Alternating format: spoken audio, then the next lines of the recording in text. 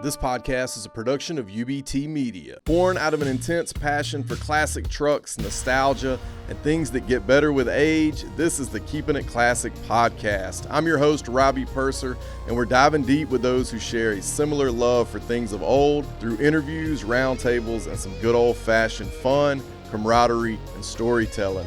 Letting the road take us where it leads, we look behind the curtain of everything classic cars and trucks, music, creative, and the outdoors, and those who live it every day. So buckle up, settle in, and let's explore our love for all things classic.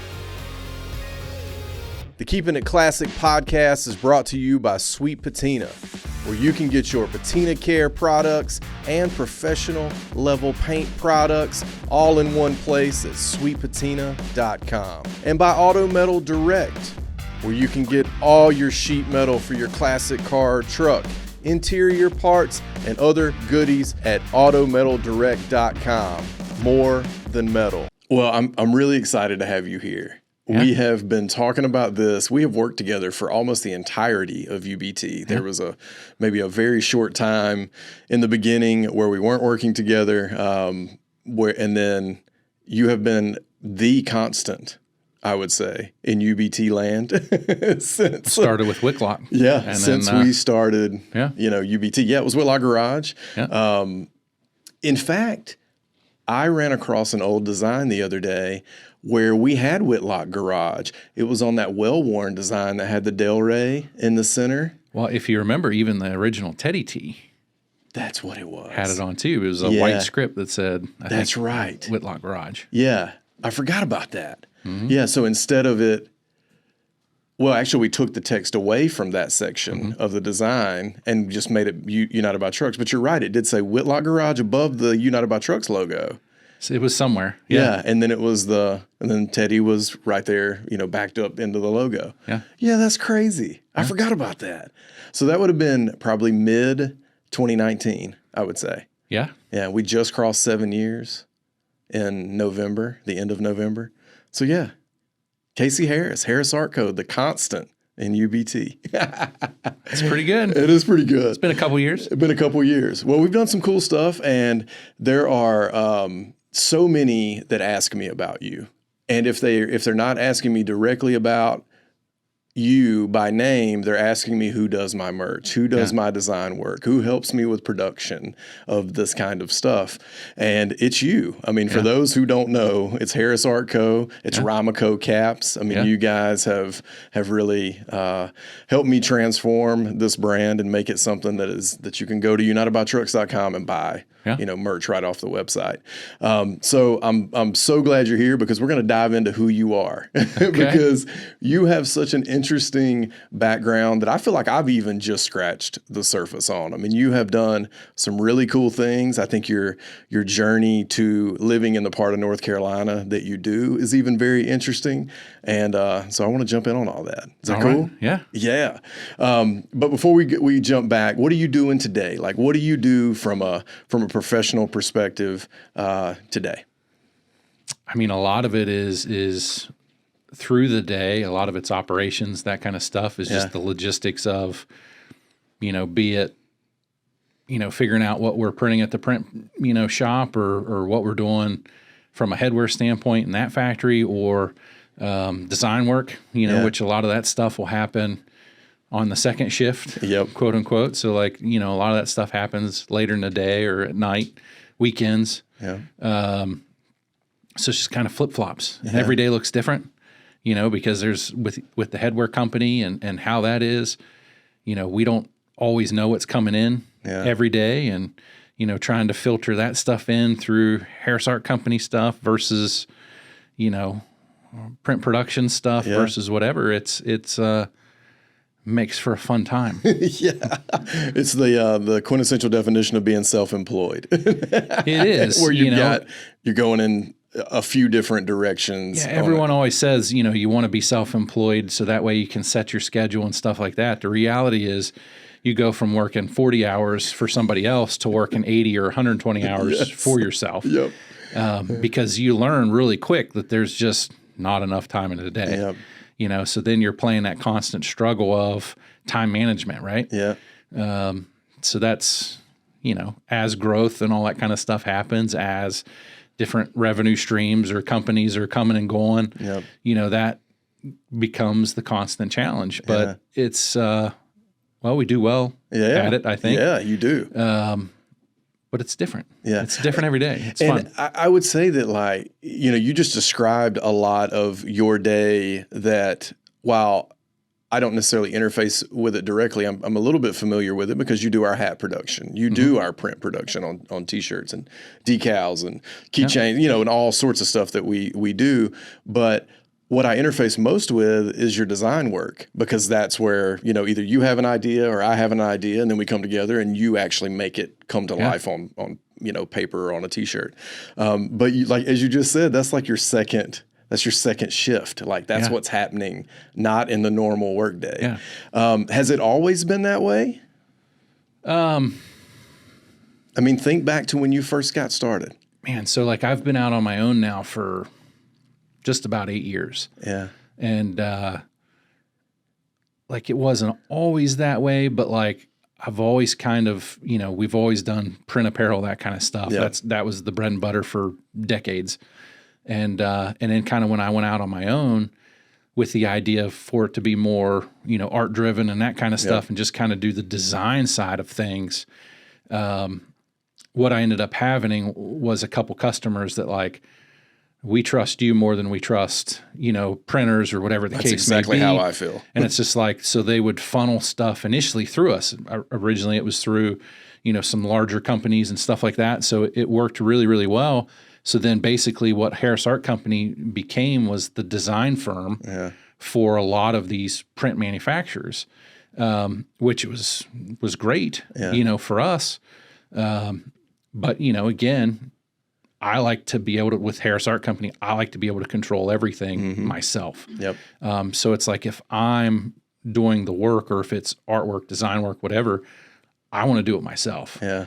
But then the same thing when it comes to the print partners that we have, it's companies that either I worked for or I worked with or helped establish them to bring very large customers to, that Harris Art Company then still controlled. Yeah. So then it allowed us to be very, very selective on the types of ink we're using, the type of T-shirts we're printing on, or, and eventually when the headwear company came about, it gave us full control of that product, to where it's we're not dealing with, we're not, headwear wise, we're not a local embroidery shop that you can go get 5 hats done. We're a mass production facility offshore, 600 employees. Yeah. And we're doing hats that everyone probably has a Rymaco cap. Yep. You don't realize it because we've spent the last 8 years just focused on private label. Yeah. So it's it won't say a Rymaco cap. It's going to be branded for United by Trucks or for Edelbrock or for whoever. And it's allowed us to compete in a space that most big quote unquote headwear companies don't want a part of. Yeah. Because they're too focused on maybe the licensing portion of it or selling one hat at a time, versus us that kind of hey, we're in that manufacturing side of things that gives a direct access to customers that they've never had before. Yeah. But then be able to give them the confidence that, I've built my career on of no, we've got this. Yeah. Let me show you what we can do. Yep. Yes, MOQs might be a little higher. Even with the T-shirt side of things, our MOQ is a little higher. But again, it allows me to give better access, a better quality, and more things, right? So more bells and whistles. Even with the printed apparel side of things that I do and have always done, same thing. We focused on private label licensing type of things. So it won't say Harris Art Company. It won't say whoever. Yeah. It's going to say, whoever the brand is that we're dealing with. But even that, when it comes to the T-shirt side of things, I did a brief stint with a Nike affiliate company, and the owner of that company always said to me, and it was something that really stuck, is anytime you open a box or a package or a shirt or a hat or whatever it is, it's that initial experience that the customer is getting, that you want it to be presented like a Christmas present. Yep. Right. And you guys do a fantastic job of that with the little cards or the whatever. And like, that's such an important thing, but so many people didn't realize how that happens or how that could happen or whatever the case may be. So then it's like, even with the shirts that we do, look, they're just not a printed shirt that's slapped in a box, right? Not it's even like at all. You're going to crack it open and they're going to be individually folded. They're going to be individually, a custom inside neck label for each one. They're going to be folded, bags, size stickers, et cetera. And what I call that full retail packaging. Yeah. Because again, how can I make your life easier if you're dealing from a merchandise standpoint or whatever? It's like, well, you just want to be able to grab it, throw it in a bag, and off to the next person. Absolutely. So we try to do that with everything we're touching, and it's, though the art is, was my bread and butter for years. Yeah. It's almost shifted to where now it's the manufacturing side that has become more of my day. And then that allows me to it allows me to be more selective on who I'm physically drawing pretty pictures for, right? Which is 100%. Which is kind of goofy, maybe not, but and therein lies the freedom. Therein lies the flexibility. Exactly, because then I take on projects that I can get into and be interested in and be passionate about, and it allows us to do something different. Because the reality is, right, like everybody wants a product line and everybody wants a merchandise this and that, and they see it on Instagram or the Google or whatever, and it's like, well, I want one of those too. And it's like we did Salt Life years ago when Salt Life first started and it was actually a scuba diving, background. So everything was that. And then once that took off, everybody wanted, their own quote unquote Salt Life, right? Or Lake Life, or, whatever play is, UBT Life. With a Y. With a Y, right. But so, I mean, the product lines of that we developed over the years, like thousands, because everyone wants to chase that. Well, I'm at a point now, and it's not for any other reason, because I want to be selective. Like, I don't want to be that guy. Yeah. You know what I mean? It's like, I don't need to be the design behind that, So then it allows me to do stuff for you or for Rick or for, Jesse or whoever, because then it allows, me to kind of fulfill whatever my need is artistically, but then also allows me to do something that I'm passionate about, and that's what stemmed and kind of built Harris Art Company, was just that idea of, well, if I'm going to spend my time, like, I want to draw stuff that's cool. It's like, I want to design stuff that's cool, or I want to, whatever the case may be, because then that just allows me to kind of put my, stamp on it or whatever, of like, yes, we did this. Maybe it's a better level, maybe it's not, but I know we did this. And then when we deliver that full, vertical package of, from the design, and we're handling all the production, all that kind of stuff, to where, and even that, like, we design something, so the customer approves it.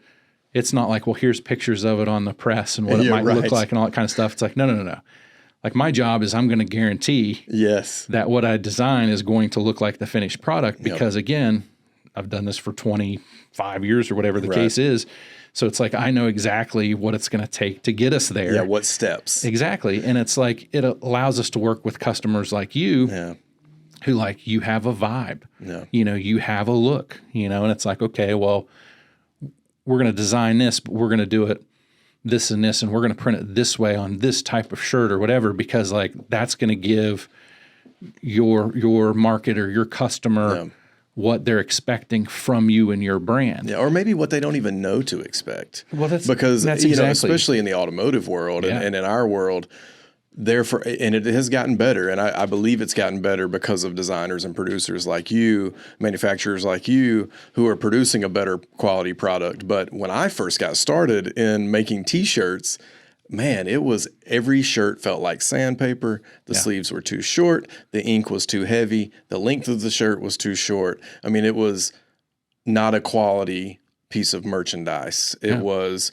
and the hats were just, I don't even know how to explain. I'm a pretty specific person when it comes to hats, and they did not fit the bill. And I think what you helped me do, and then I think in return, especially with some of our friends who have brands in the automotive and truck space, is show them that you can have really quality design and really quality merchandise, and you're going to want to wear it. And when you sell that on your website, your customer is going to be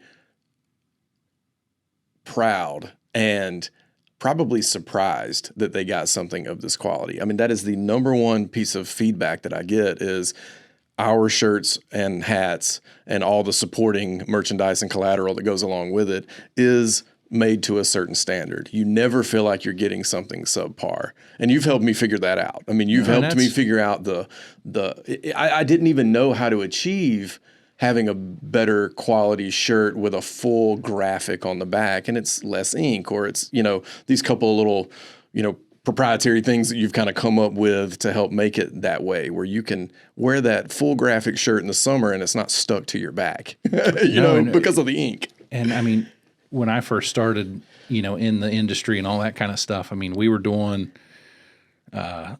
like my first job out of college, went to school for automotive design, product design, industrial design. Where did you go to school? Do you mind? Art Institute of Pittsburgh. Yeah. It's no longer there. Love it. Yeah, AIP. But yeah, so did that and got a job. Actually, the way that all worked at the time, your last day, your graduating day or whatever, you're supposed to go cap and gown, all that kind of stuff, but they do a massive portfolio review as well. So ours was in the Soldiers and Sailors Hall in Pittsburgh, which if anybody's ever seen Silence of the Lambs, the room where Hannibal Lecter's in the cage, that's where my portfolio review was. You're kidding. No, yeah, it was literally Soldiers and Sailors Hall in Pittsburgh. Wow. And it was random. What an iconic. Yes. Yeah. That's and scary thing. Yeah. Claim to fame, right? Yeah. But so it's basically employers could come and review all your stuff and see what you did, and potential employers. And if they liked what you did, well, they would offer you a job right there. Yeah. Which, you think of any career field or college or anything like that. Does not happen that way. Yeah. Take you to the meat market and see which one you like, right? Yes. But so, I mean, I had several offers that day. Wildly, one was for Reebok to design tennis shoes. Very cool. My big thing back then was I did a lot of marker rendering stuff. So you think of the Chip Foose style when he does the overhauling. And I did a lot of that stuff. So hand drawn. Oh yeah, 100% marker rendering. And but that appealed to Reebok at the time. Again, this was early 2000s, late 90s. And you would have been what age? So you go to high school and then you go into AIP, and is it a 4-year program? Or is it a 2-year, 3? It ended up being 3 years for me. Yeah. So you're out at 21. Yeah. So, again. Young. Yeah, right. And, but, AIP was, at the time when I went, like, you had to go through a whole process to be able to get in. You had to submit portfolios and a slide presentation, all this kind of stuff of your work. Had to have multiple letters of recommendations. Like, you had to be legitimately good because it was a private institute. Yeah. I got in 99. 2 years later, I think, it became a public university. Institution, yeah. So then it was just like, are you willing to pay money? Right. Because if you are, come on, it doesn't matter if you can draw pretty pictures or not. Which was a bummer, for those of us that kind of started early. But anyway, so marker rendering was kind of my thing. Automotive design was kind of the focus at that point, even though my degree's in industrial design. So Reebok, they liked the marker side of it because I guess that translated well with shoe design and all that. And of course, this is right at the time when computers are starting to get bigger and become more accessible to people and all that. And then my other offer, which, you're in college, I'm still working full time, not making any money. Right. And had a racing habit at that point that was costing more money than I was making. And I got offered a job in Virginia to draw cars for a living. And I'm like, oh, this sounds great. Yeah. And it was like for an OEM, for like you would think. Yeah. But it was actually for a screen print company. Yeah. But they did NASCAR apparel. Yeah. And I'm just like, This is all starting to make I a like little racing. I'm like, like, you know, it's middle of nowhere, Virginia, which wasn't overly appealing coming from downtown Pittsburgh. Right. And I'm like, so it was culture shock. And it was a little town where there was absolutely no big industry. Right. Like there was a Walmart and a Lowe's, and then everything else was mom and pops. Yeah. And it was just kind of like, but like rent was cheap, you know, and it was like big townhouse, fancy swimming pool, all this kind of stuff. I'm like, and related to NASCAR and some, you know. So it was like racing, which again, he sold it as you want to draw cars for a living. And I'm like, well, yeah, that's what I went to school for. Right. But then later I found out the truth, but I digress. It ended up kind of leading me there. And I'm like, you know what? I'd actually got accepted into Wyotech at that time. Yep. Because again, that's when that first started kicking up, late 90s. Yep. You know, Jesse and there's a couple other, you know, TV personalities that kind of came out at that time. That was the era that they went. But I went to school for automotive design. I wanted to be able to build all that kind of stuff and then kind of do my own hot rod shop is what I had pictured in my head. So I got accepted into Wyotech before I graduated Art Institute. Okay. But then I got offered a job, and of course I had no money, right? And I'm like, well, maybe I'll do that for a year or two, you know, kind of get a little bit of coin in my pocket and then go to Wyotech. I wish I would have went ahead and went to Wyotech, but hindsight, but it all worked out. It's interesting that you were having these thoughts that young. I mean, so the automotive thing, was that something that you got from your dad or your family, or was it just something you found your way into on your own, even before? Yeah, all the above. Yeah. You know, so like cars growing up were always kind of just a means to get you places. Like dad was a car enthusiast for sure. He still is a Mopar guy, like, you know, had Cudas and had various other things, and then had an old Mustang and had a GTO Judge and all, like, had cool stuff. Yeah. But it was still like, you know, he's a car enthusiast, you know, car guy kind of thing. And then actually it was my high school girlfriend who ended up being college girlfriend and afterwards, like her family were just massive gearheads. Yeah. Like her dad, her brother, like they dirt track raced, all that kind of stuff. And I mean, it was greasy and it was fast and it was, you know, all that kind of stuff. They had an old 67 Firebird. They had old Malibu that ended up being mine at some point. I love it. Hence the Malibu Kasey. Yes. Anybody knows that reference. Yeah. But it was really them, you know, that kind of pulled me in and all that kind of stuff. And were they the ones that got you into racing? Like, got you racing? Definitely got me interested in it. Yeah. You know, and definitely tooled around with them a good bit and kind of did, you know, some of that stuff. And then once I went to college, which, you know, took an S10 to college, it blew up, and I'm like, well, we need to do a V8 swap in it. Yeah, here we go. And it's like, you know, who doesn't? Yeah. And so it was actually her dad that's like, V8's a little bit too big of an engine for an S10. For a little S10. It's like, why don't you just take the Malibu and put we'll build an engine for it and put in that, and then, we're good. And I'm like, okay. Yeah. You know, and unbeknownst to me at the time, like, he funded a lot of that. Yeah. You know, just out of pocket. And then like it was, building the engine, and her brother built the engine for it and all that kind of stuff.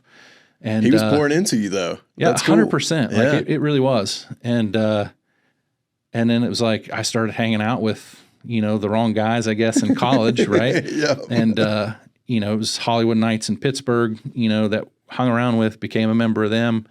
And we did a big car show up there called the Mitzi Bauer Memorial Cruise, and literally shut down an entire town outside of Pittsburgh for this big street-wide, car cruise, all that kind of stuff.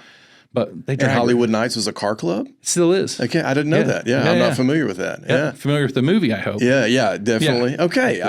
Okay. I didn't put that together. Yeah, but there was a couple chapters. So Pittsburgh kind of started it, and then there was still is, I think, a Youngstown, Ohio. Yeah. Chapter group, all that kind of stuff. But they were drag racers. Wow. And I'm just like they're all V8 guys, and Jake, the guy that was the president of the club at the time, had an original 66 Chevelle 138 car, SS 396 4-speed, but had a built big block in it, all that kind of stuff. Yes. And it's like, that was the car that like really like 100%. I'm like, okay, like I'm in. I'm in. Like, sign me that's up. all it takes. And what year was your Malibu? my Malibu was a 79. Yeah, so it was 79, the so G-body. bigger? Yeah. No, smaller. Oh no, 79. Yeah, not mid 70s. Mid 70s would have been a bigger car, right? So late 70s. Late 70s. Smaller. So, yeah. Okay. So you think of the Monte Carlo Yes. SSs and all that kind of stuff. It was that platform. And, you know, it was a little small block, you know, that we ran around in and had a good time and kind of clicked with all those guys and wrenched all the time. And so while I was in college, like worked at a, you know, tire shop, you know, doing whatever we had to there just to make ends meet. But again, wrenching the whole entire time while drawing pretty pictures of cars, you know, so it's like what a time kinda, you're having. It was fantastic. It was a good time. And, so then ended up getting the job in Virginia, and, you know, they had snow, but like, and no real good, well, I can't say no good drag strips, but, you know, it changed dynamics a lot. So like back in Pittsburgh, we were running quarter mile, you know, and then you come down to the South and it's all eighth mile. And it's like, well, hey, hold up now. Yeah. We're running out of runway here. And then, you know, around that time, so that would have been 2001 to 2005-ish, like I didn't race much at all. Like had a couple, you know, car buddies there that we'd wrench on stuff. But, and then once I moved down to North Carolina, like that's when it all started picking up again. How did you get to North Carolina from Virginia? Same thing. Like I was pretty good at drawing NASCARs apparently, and did that for 3.5 years in Virginia. And then that time was up. You know, and it was just kind of like, I want to do something different. And then same thing, like started interviewing. Actually, at that time, went through a headhunter because there was no other way to figure out big companies. So wildly enough, still focused on the art side though, like still purely on the art side. From a professional perspective. Because that worked. You know, I kind of found my niche with that. So wildly enough, like the headhunter had sent me on a couple different interviews. I think it was 5 or 6, various parts of the country. Wildly enough, at that time, I interviewed for Reebok again. You know, they're like, they want Kasey Harris. Well, but it was from their print side, apparel side, because, you know, that was just as big at that time as their shoes were. And it was wild because it was so the 2 guys that I met at my portfolio review, one of them was the T-shirt side of the guy. The other was the shoe side of the guy. Well, it ended up being that guy that I talked to 3.5 years later. In the Hannibal Lecter. So Cage. Right. But various other companies. But it was like, you know, they were doing all stick and ball sports stuff, basketball stuff, football stuff, all that. And I'm not a huge sports guy. Right. Motorsports for sure, but stick and ball, like, meh. I'm college football. That's about it. Yeah, that's okay. That's about it. But then had an interview down in North Carolina. And it was a company that was significantly bigger, but they did all the trackside apparel for NASCAR. So like we were doing stuff that was going to, you know, Walmart, Kmart, that kind of thing. But they were doing trackside apparel at this other place. And I'm like, meaning when you go to a racing event, you buy it out of the trailer. Then, it's a little bit this way, but like back then, so like you're thinking 2001, right? So we just lost Dale at that point. Right. So like heyday of NASCAR. So you think the merchandising side of it, like Dale built that. Like nobody else had any kind of following like that. Jeff Gordon, you know, came along and eventually did. Certainly Dale Jr. after Dale Sr. died. Which I think in a lot of my most recent sort of diving back into that world, Senior is who helped Gordon realize that was the way. So you know, it was really the merchandising piece of his brand. Without question, that was like Senior made gobs of money just off the merchandising side, because it's like you realize that, and it's like that with anything. Like I always give the concert team mentality, but it's the same thing. You go to a race or whatever, it's like you want that shirt, you know, or you go to, you know, want to support your favorite driver. Well, Dale was huge, you know, still is huge, you know, to this day, however many years later. But back then, I've even got a Senior memorial book magazine laying on my desk right now that I'll just flip through from time to time. Now I'm 5 minutes from the Dale Senior Memorial in Annapolis, you know, where we live. Right among it. Smack dab in the middle of NASCAR race country. But But, so 2001, that hit huge. So companies, there's 4 or so companies that were big into that. The company here in North Carolina was one of those. Yeah. And we handled, again, all of the trackside apparel. So you go to a race, back then, it was all haulers, 18-wheeler, they're selling out of the back of them. Yep. You go to the hauler for-year driver, back then, so Dale Sr. had his own trailer. Jeff Gordon had his own trailer. Yeah. Ricky Junior. Rudd had his own trailer, like whoever. So we were the ones that was doing, a lot of the work for that. Yeah. So it was just bigger scale, a better printer, better equipment, better computers, better tools in general to work for or work with. And you joined an art team, I imagine, that comprised of more than just you, or what did that look like? Yep. So a lot of these companies, print facilities, all that kind of stuff, back then for sure, had, art departments, right? So like the first one we had, say 5 artists. The second one I went into, we had 15. Yeah.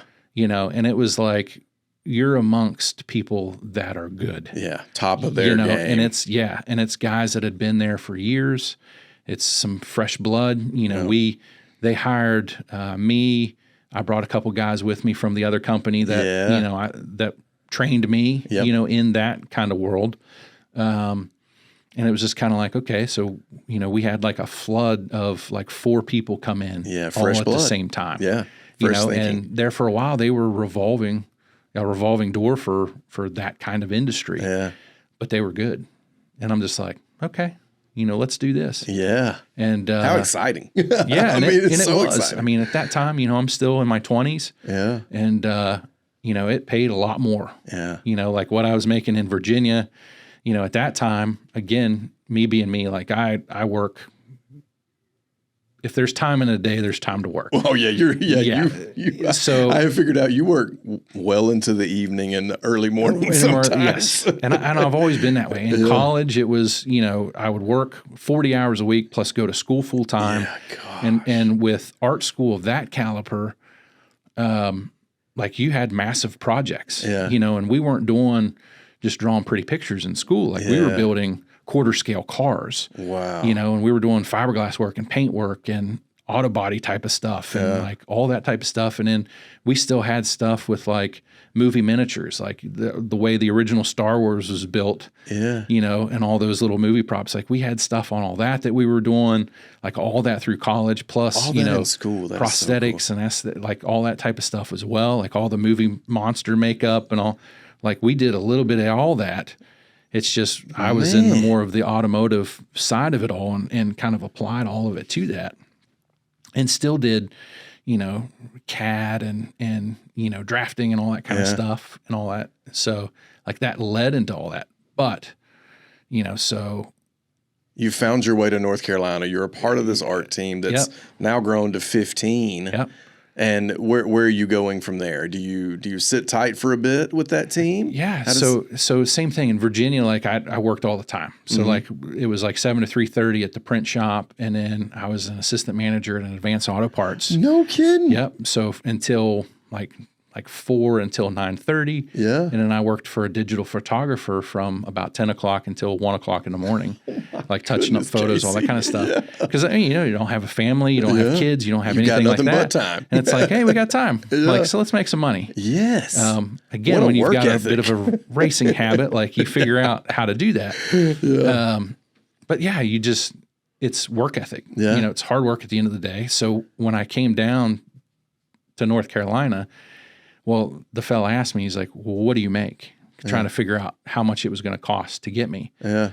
Well, I added up all 3 jobs together. Yes. And that's what I told him. And he still went 10 grand above that. Oh, man. And what a move. I'm like, what? Yeah. I'm like, all right. I'm there when you want me. I'm in for sure. Yeah. Yes. But now I will say that guy, he was tough. I have mad respect for him even today, but he was hard. Yeah. Like he had an expectation and a level that, again, it was work ethic. It was, you were giving your best at every piece you designed or drew or whatever. And with having that many artists, and it would fluctuate, there towards the end, it was a little less, but, like you had to be on your game Yeah. to basically, you had to earn your seat. Yeah. And he taught us that early on. And like that just led into like, okay, well, there's other avenues. And at that time I started doing like SEMA build renderings for some people that were still in Pittsburgh that were builders that I knew real well. Very cool.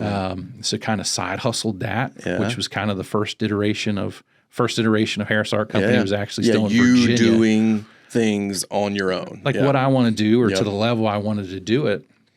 And at that point, that was just from an art standpoint, you know, and obviously we were still dealing with the print stuff and all that through the day. Right. And But with the company you worked for, not Yep. not at the level you were doing it on your own, Yeah. you know, through your own businesses now. You were the print side was still trackside with this company, you know, doing trackside apparel. And it worked well until it did. Yeah. You know, like every job. Yep. And NASCAR changed their model there for a brief moment where they wanted to be more like the PGA Tour, right? So it's like they, instead of doing trailers to haul, they wanted to do a big tent. Yeah. And you go into the big tent and to buy all your merch for all the drivers. For any driver. Right? Yes. Because again, it's like they went through a pretty good lull there where, you know, eventually I ended up working for the company that physically handled all the haulers and all that kind of stuff. But it was expensive. Yeah. You know, it's like their overhead was at least $100,000 a year just to pull each hauler. And when you've got a hauler for 40 drivers or whatever, like that's a lot of money. That's a lot of money. Yeah. So they wanted to change their model. Well, we had some stuff that was going on internally with our company anyway, and they decided to sell. Yeah. So they decided to sell to a Nike affiliate company, right? So, well, Nike doesn't need high-end illustrators. They do, but they didn't need it for what we were doing because we were doing jerseys, replica jerseys there. And it was name and number shirts and all that kind of stuff that nobody wanted to do because it's terribly tedious. But we were doing replica jerseys, and the jerseys had a face value of $350 a piece or whatever, right? So it's like we were so you want to talk about taking that building that we were in, ramping up security and production. Yeah, like just it was because nuts. there was a security component to people wanting to get in and take that stuff. But with that's when I realized, like, well, they don't need high-end illustrators for this. And they started trimming the fat pretty quick. And I just went to the guy that was taking over, and I'm like, here's my resume. You know, I've worked for whatever, assistant manager of this or did this, or this is my background. Put me somewhere else in the company because I saw value in the company. Yeah. And that ended up leading me into taking over distribution for that Nike affiliate. Okay. But kind of working my way up over the course of a year or two. So this is where the manufacturer production piece comes in. That's exactly right. Okay. Because that's where it's like, okay, well, I can be a more value than what I'm doing. I really got really fell in love with North Carolina. Yeah. You know, coming down south. As you should. What a beautiful state. I mean, my gosh. And it just, you know, it just led into that. And that led into an opportunity to work for kind of the NASCAR corporate side of things and just running their domestic production. Yeah. So, and it was literally like I had, at that point, had 6 or 7 factories, and it was different factories could handle different things, you know. And again, that's when the model started changing with NASCAR. That company was fairly short-lived. Like I wasn't there long, but the company didn't stick around. Yeah. Though they were tied in with all the big players and all, you know, their board had all the big players from all the big teams. Yeah, yeah. But it was a model to implode at some point. And then it was one of my factories that I had worked with. I'm like, you know, hey, what do you got? Yeah. You know, because this is going to be short-lived. I love that you're always looking forward, you know. You could tell you had a lot of self-value, even though it doesn't mean that you weren't loyal to the people that you were working for, but you had a lot of self-value. You took, you know, pride in what you were doing, and you were always looking forward as your skills grew. It seemed that your opportunities and at the same time, grew. It's not afraid to hustle. Yeah. You know, because it's something that we're learning more and more, and especially when you start dealing with like running manufacturing facilities and stuff like that, like I had or have. Like you realize that work ethic isn't something you can learn. Like it's either you have it or you don't. Now it's upbringings, whatever might cause that. Yeah, there's lots of effect on that, but like if you have that, well, there's always an opportunity if you're willing to hustle. Yeah, you know, and that's what basically drove Harris Art Company to become its own thing. Is like, you work for a factory and it's like, well, this isn't exactly going somewhere, but you know the capabilities. Yes. And so like after that NASCAR company, I went to work for one of my customers at the time, and he basically, they were a smaller shop, but they were really, really good printers. Yeah. And I'm like, best of the best. And I would still rank them as that if they were still around. But he's just like, look, there's an opportunity. We want to go after this particular licensing company that handles all of Disney and various other places and stuff like that. And he's like, but I need a real artist. I need an art director that can handle this, but then understands the manufacturing side of it. And then, of course, again, running distribution or running whatever, it's like, all the angles of how to play it. Yeah. What's cool is that you gained the skills, your art skills, as a young man, and then through college. And of course, you're probably still gaining skills in that respect. But along the way, you picked up this additional set of skills that could be monetized, that could be put to use for a company and put to use for yourself. And so you become a bit of a dual threat. I'll say it, you probably won't, but become a bit of a dual threat for these types of companies, where you understand the art side, but you also have a foot in the production and manufacturing side. It honestly allows me to call BS. Yeah. Right? Yes. Because it's like when a manufacturing partner or facility says, well, we can't do this because X, Y, Z. And I'm like, that's not true. That's not true. Like, here's how you can do it, and here's how you can make it better. Yeah. So went to work for that company, that fella, with the long-term kind of plan in place. And same thing. It's like, let's go after this company. Let's go after this and this and this. And this is how we're going to do it. And we impressed a lot of people. And we started winning a lot of awards for like basically every type of print award you could win. No kidding. Like we went after them all. Yeah. And we were winning them all. And, that is so cool. And then again, you build a company, and the idea of building a company is eventually to sell it. That's right. And that was already in play before I even came on board. Yeah. Without my knowledge, of course. Of course it is. Which that story helped him get it there multiple times. And so he ended up selling. We had already landed the big accounts, all that kind of stuff. So we're a small little, print shop with huge capability and the client credibility to go with it, which is tough. So like I always reference the movie The Founder. So Ray Kroc, McDonald's, all that kind of stuff. Like the value isn't in the business, the value's in the real estate. Yeah. Right. Yeah. So it's the same thing in the screen print or apparel world. It's not necessarily the manufacturing facility. It's the customer. Yeah. Right? Because if you have the customer and you have the knowledge, you have the capability, well, and if you know how it's done, well, then you can find a manufacturing partner to execute it. Yes. Right? So that's what I started learning pretty quick at that point. And so with that customer, they kind of just became at odds with the new owner. And it's just like, look, we need to do something different. And then they just basically said, Kasey, you handle it. Yeah. And so, we still had, some hurdles to jump through. With that customer, the printing was the easy part. It was the logistics of all of the order entry, all of the blank ordering, all of that, of the different types of blanks. And that, again, every aspect of it, and that is a product of that.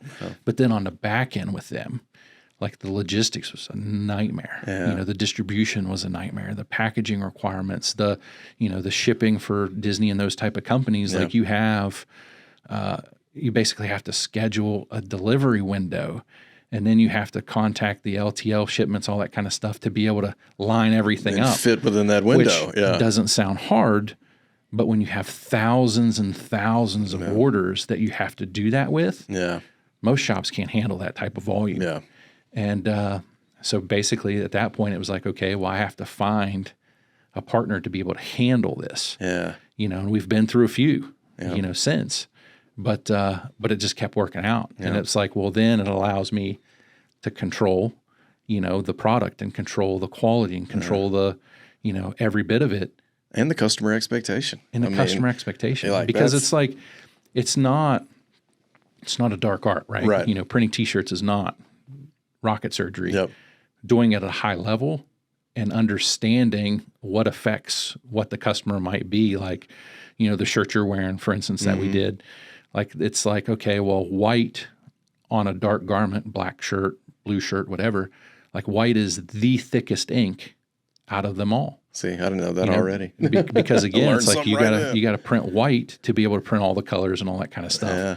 Well, then that's when you start getting nerdy and working for different companies to where it's like, well, how can we get this softer? Yeah. So we dealt with a lot of rock and roll stuff back at one of the other companies, along with NASCAR. Well, rock and roll stuff, it's like it's got to be light and fluffy, and it's got to be, all that kind of stuff. Well, then you start learning about discharge ink. It's like, well, we're no longer printing white. We're basically printing bleach down, and it's going to take the pigment and color out of that shirt. Well, then we're going to print colors on top of it. So you instantly, the thickest color, well, you've just gotten rid of that. Yeah. So then it's That's super cool. So then it's like, okay, well, how can we do this even better? Yeah. So then it's like figuring out how, like when you start working with Disney and those type of licensing companies, you're no longer printing 3 colors on a shirt. Oh, yes. Right? So we're printing 18 usually. And even then we could still use a few more. Yeah. But we were doing, 17, 18 colors. We were doing, all sorts of specialty inks on top of it, glitters and foils and all this type of stuff. We did a boatload of stuff for Harry Potter back in the day. Yeah, that's so cool. And then again, it's like you keep learning like how to do it better the whole entire time. Yeah. And then Harris Art Company still existing underneath all of that. Yep. To the point to where, well, Harris Art Company is now basically the design firm for multiple manufacturing partners. Yes. Which is fantastic. Yeah, for it's me. great. Absolutely. It's a busy day. It is a busy day. But well, you've had what is cool is that you have multiple interests, and kind of the way we found each other through the automotive industry, which is where you started. Like that is where your passion started. That is where your art career started, and you've been able to take what you learned through that part of your career and now apply it into these larger customer programs, larger manufacturing programs, into your own business. But you have a lot of personal interest that tie back into whether it be the automotive industry, the music industry, whether it's guitars or, we both play guitar. Actually, folks at home don't know that, but we both play guitar.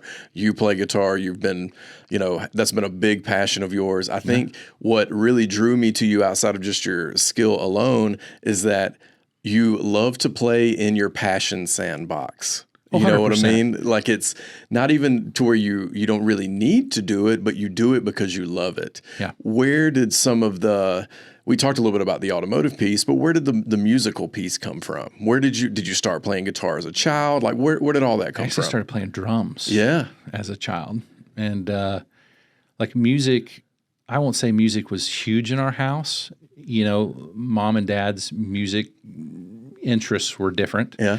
Mom loved Kenny Rogers, still loves Kenny Rogers. We lived in a little town in Clarksville, Tennessee that he wrote a song in called 20 Years Ago. Yeah. Still my mom's favorite song to this day. That is so cool. And, I love that. So Dad was listening to more classic rock stuff, right? So The Doors, The Who. Zeppelin, I'm sure. I believe it or not, he didn't have Was any. he not I'm sorry to just assume. Yeah. I'm not saying he's not now. Yeah. But like growing up, he never had Zeppelin. Yeah. So like he had kind of his own thing. Like he was big into Styx. He was big into Asia. He was big into that type of stuff. So I remember I was probably, I'd say 10 or 11. And at that time you're listening to the Teenage Mutant Ninja Turtle soundtrack, right? Yeah. And I remember it was cassettes and, I'd dig through and I'm like, hey, Dad, can I listen to a couple cassettes? And he's like, well, yeah, that's fine. But there were certain ones that I was allowed to listen to and not, right? Right. Exactly. Religious background and, there's some shady stuff back then. Totally. And so I remember grabbing 2 and it was The Doors, LA Woman and The Who's Next. Yeah. And I don't remember which one I played first, but it was literally LA Woman, and then Baba O'Reilly with The Who. And I'm just like, well, at that point, I'm like, man, Pete Townsend or Robbie Krieger. I'm like, yeah, I'm digging this. Yeah. Like, so the whole world changed. Yeah. So I, played, drums in, school or whatever in junior high or something. And I'm like, yeah, that's kind of cool. And like my earliest Christmas lists, as kids do, go through the Sears catalog and figure out what you want. Like I'd wanted an electric guitar for, who doesn't? It felt like forever. Right. And eventually, at I think 12 or so, like I got one. And Mom and Dad Santa put me delivered. in lessons and all that kind of stuff. And just like the music aspect of it, just exploded at that point. And it just got to where I wanted to play all the time. Yeah. It dominated my life too. It still kind of dominates my life. For me, it was Skynyrd and Skynyrd and Zeppelin for the most part. Like first song I ever learned to play Stairway to Heaven. Second song I ever learned Sweet Home Alabama. But put those songs aside, you deep cuts, on all the, whether it be Street Survivors for Skynyrd or, pick your Zeppelin album. So that actually but it changed I was about 8 or 9 when that started to really happen for me. But there's a guitar hanging behind your head now for that reason. Like it's my oldest passion. I just can't shake it. I don't want to shake it. Wildly, what really pushed me over the edge was I was, again, 11, 12-ish. Yeah. We would always go, so kind of at that point we lived in, I don't even know where we lived at that point. We moved around a lot. Did you? Yeah. But always in that Ohio, West Virginia, no, we lived upper Tennessee area, Delaware, and over Western Tennessee and various parts of West Virginia. West Virginia's kind of where we're all from. Yep. So it's like we lived in Parkersburg, West Virginia, Ripley, West Virginia, Cottageville, West Virginia, Pettyville, New Cumberland, West Virginia. My gosh, you did move around. Oh yeah, yeah. Just out of necessity, or out of like, hey, we want to try these places out. I mean, do you know? It was necessity for a lot of it. Dad's always been a hard worker. Yeah. And we'd go. We were nomads, really. It's like we would go wherever the work was. Yeah. And wherever the opportunity was for Dad. Yeah. And so we did that. But one thing that was always consistent is every year, my entire family, and we're talking, like my mom has 5 siblings that were all married and all had kids. So we had a lot of cousins and all this kind of stuff, right? But we would always vacation as a family together, everybody in Ocean City, Maryland. Wow. Yeah. And it was, the different families would stay in different condos or whatever, but we'd always get together at the beach together and then at night for dinner and all that kind of stuff. But we would always meet in, I think it was outside of Charleston, West Virginia, like wherever we were coming from, wherever they were coming from. And then we would all caravan out to Ocean City, Maryland, which was crazy to think about now. How cool, though. That is so cool to me. I love that. But where we stopped, we'd always meet at this hotel parking lot. And like down over the hill was a bar, and they were playing a Kiss song. Yeah. Rock and roll night. And I remember that trip, like I kept asking my aunt the whole entire time, which she was kind of the real music buff in the family. Like, who was that again? What was that again? Yeah. And like that just because you had never heard it before, but you heard it that moment and in that parking and lot. Loud. Yeah. Right? And you just at that point, man, that clicked. That's so cool that you can remember that. Oh, 100%. Like I can probably take you to the bar where it was at. Like it was such a core memory at this point. Yes. Right? But I love that. But yeah, it was Kiss. And I went down this massive rabbit hole with that up until about college, really. Yeah. Well, I don't think anybody ever shakes Kiss. I did not discover Kiss until much later than expected, probably this is what me and Rocky talk about. Later in high school and college, like I was in so hardcore into Southern rock. Yeah. I just kind of missed the Kiss thing somehow. I mean, Kiss is the biggest band in the world, but see, for me, like Southern rock didn't happen until later. Yeah. Like because then we just swapped. Like from a music standpoint, right? Like you get into a band, and then if you're like me, we micro learn. That's totally what we do. Micro learn is a great way to explain it. And it's like, so then it's like, well, what did they do, and why did they do it? Yes. And then who were their influences? Yep. And then it's like, so then you get into Zeppelin, then you get into rabbit trailing. Yes. The New York Dolls, then you get into Clapton, and then that kind of stuff, and then Clapton, I went down the Cream route. Clapton, I went down pretty heavy in college. Yeah, and then discovered Cream from that, and I'm like, oh man. Well, then you realize that they're just singing a bunch of blues songs. Yes. Just spice it up a little bit, right? And it's Muddy Waters and B.B. King. Oh my goodness! Robert it was Johnson. Another whole rabbit hole of that, man, and like that. that is always like the blues side of things. As I've gotten older, I've kind of gravitated towards that more. Well, and you're right though, especially with all the types of music that we just talked about, and especially the guitar driven and melody driven music. Yeah, particularly in the South, blues oriented, blues rooted. Yeah, it all is. All of it. This episode of the Keeping It Classic podcast is brought to you by Tinworks Suspension, where you can get your GM truck suspension components made in America by GM truck enthusiasts for GM trucks. Head over to twsuspension.com to get your parts today. And by Custom Coaters ATL, your Metro Atlanta source for powder coating, ceramic, media blast. Head over to customcoatersatl.com and get all your coating needs at Custom Coaters ATL. But then, same thing. Like then you discover Southern rock, then you discover Skinner. But I mean, that was later on for me, for sure. Even Zeppelin. Yeah. Like Zeppelin didn't happen until probably college. Yeah. Right. So so you're I was getting early into Kiss, 2000s, you were getting into right? Zeppelin. Yeah. And then that was a whole rabbit hole. Yes. Holy smokes, Jimmy Page, and then the Yardbirds, and then the whatever the case may be. But then it was like guitar. Yeah. Like it was all like, I have a guitar. I want to play guitar. Like, who can I find to play with? Yes. Or, whatever the case may be. Did you ever do the official band thing? Like I had, just from my own experience, I played with a couple of my friends who were actually, decent musicians and make real money playing music and writing songs now. I would play just I remember as they were getting started. Like they knew I was interested in guitar. I might play a gig or two with them just, to kind of help them get out. But I never really had a full band that I played all summer long with. Yeah, we were kind of that way. Yeah. Like I had jam buddies, exactly. Tons of jam buddies. Like jam buddies. Yeah. Yep. Like, and it was, again, I worked all the time. Yep. And still do. So it's like, music though, it's such a huge part of my life, or has been over the years.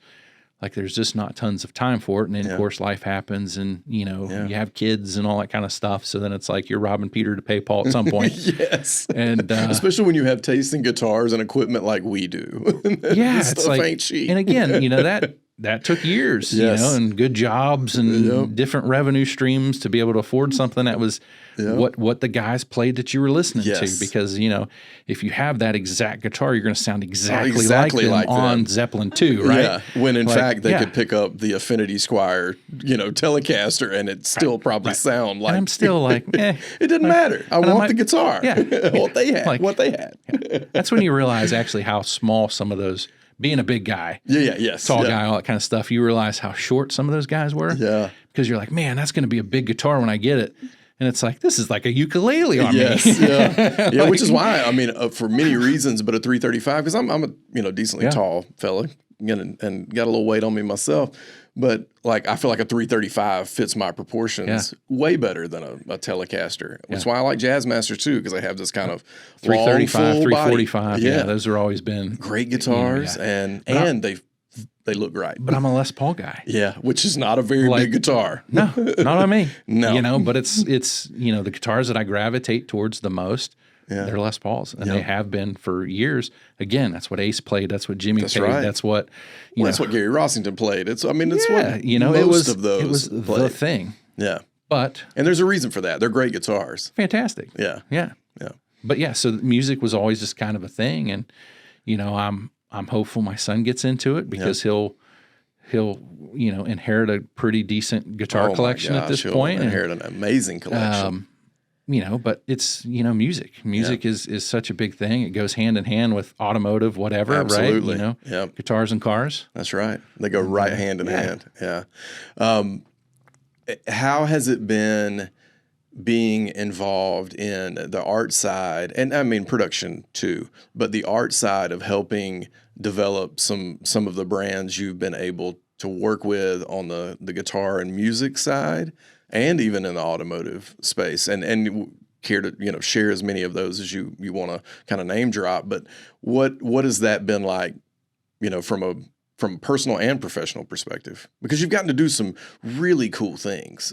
From a music perspective and in what I'll just call the classic truck space, not even the automotive space, but you have to get some sort of amazing sense of pride and satisfaction when you see a company be excited about your design. Yeah, I mean, that you're also into that as well, into their lane. It goes back to what you said about being able to exist and live in interests, like, or do business in your kind of interest field.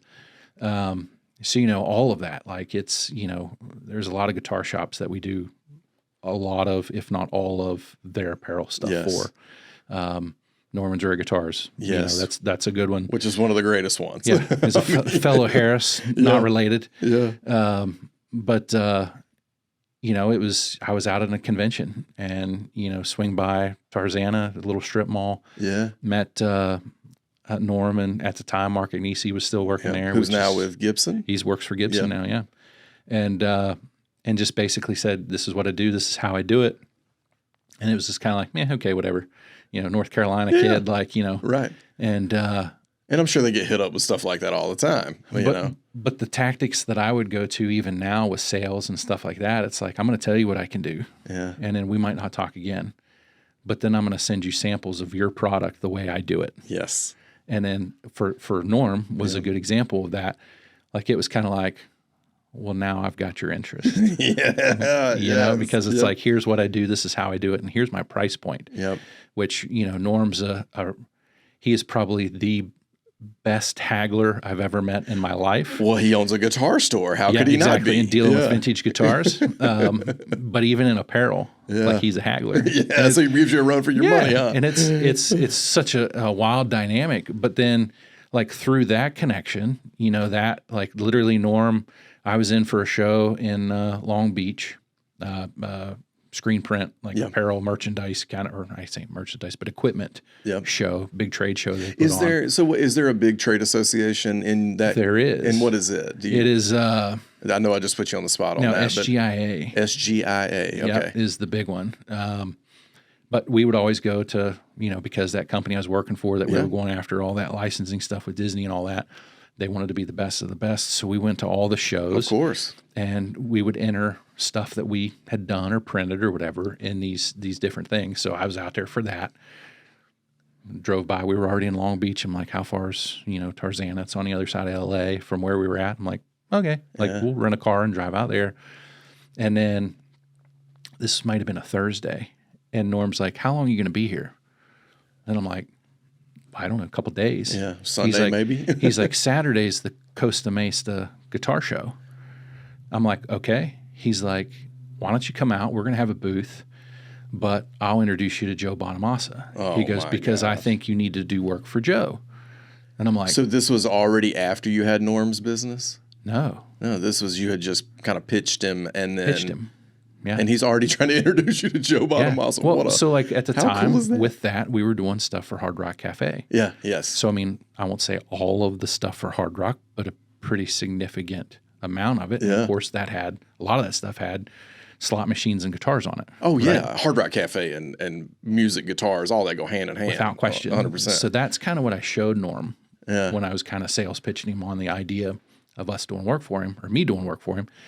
And he's like, you need to meet Joe. Yeah. And I'm like, okay. He's like, because he does this. Yeah. And I'm like, okay. So, we drove out Saturday and, talked to Norm for a while and then went to Joe and talked to Joe. And I forget. Was Joe at the show? Joe was at the show. Yeah. Like, wildly enough, like that year, what guitars did he bring? He brought like 7 guitars. I can't remember now, but I think it was all blonde ES guitars. Yeah, yeah. But like, it was a 175. It was a, 345, 335, like all the semi-hollow. Yeah, but again, back in the 50s, being a guitar nerd, right? So like a blonde finish would be basically transparent now, right? Yeah. Or natural finish. Yeah, you see all the way through the wood grain. Right, so you think most acoustic guitars are finished that way. Yep. Well, back in the 50s, for an electric guitar to be finished that way, like, they had to be absolutely pristine examples of the wood that they were made out of, right? So if it was a flamey maple top or the whole body, for instance, in some of those instances, it all had to be perfectly symmetrical. And perfect. And those are as rare as hen's teeth. Yes. Joe has an amazing guitar collection without very question. well known for it. All that kind of stuff. Yep. But like he has like guitars from the 50s that are blonde, transparent, that are flawless, that look brand new, that have cases that are in mint condition.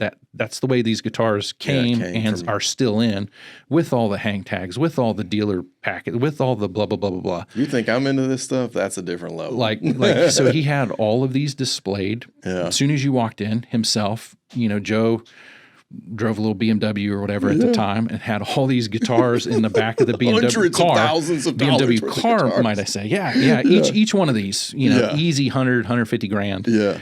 So you bring 6 or 7 of them, and then he brings close to $1 million. he brings a Burst, which is a 59 Gibson Les Paul that he got. It was actually called the Skinner Burst, which, is pretty iconic in the Les Paul world. Same thing, fine example. And it's just kind of laying on the table in the case with it flipped open. Gosh. Norm introduces me to Joe, and Joe's like, man, I kind of dig what you're doing. And that was the end of that. And, started doing work for Norm after I sent him some samples of what we could do or how we could do it. You are a very chill guy. You're a very confident guy. What were you excited to meet Joe Bonamassa?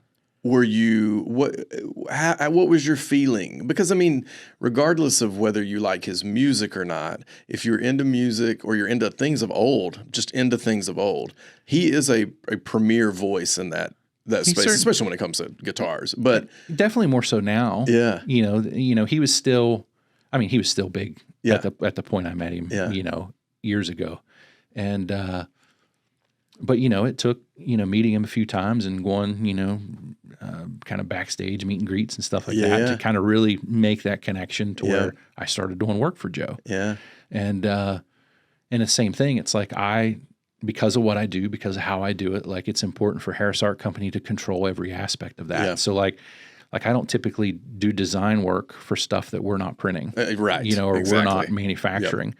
And it's not for any other reason that I want to be able to control what has my name on it. That's right. And I want to make sure that your end consumer is getting something that in my eyes, I feel it's a little bit better than everybody else's. For sure. Maybe it is, maybe it isn't. The way we print is different than what most manufacturing printers, how they do it. It just is. Yep.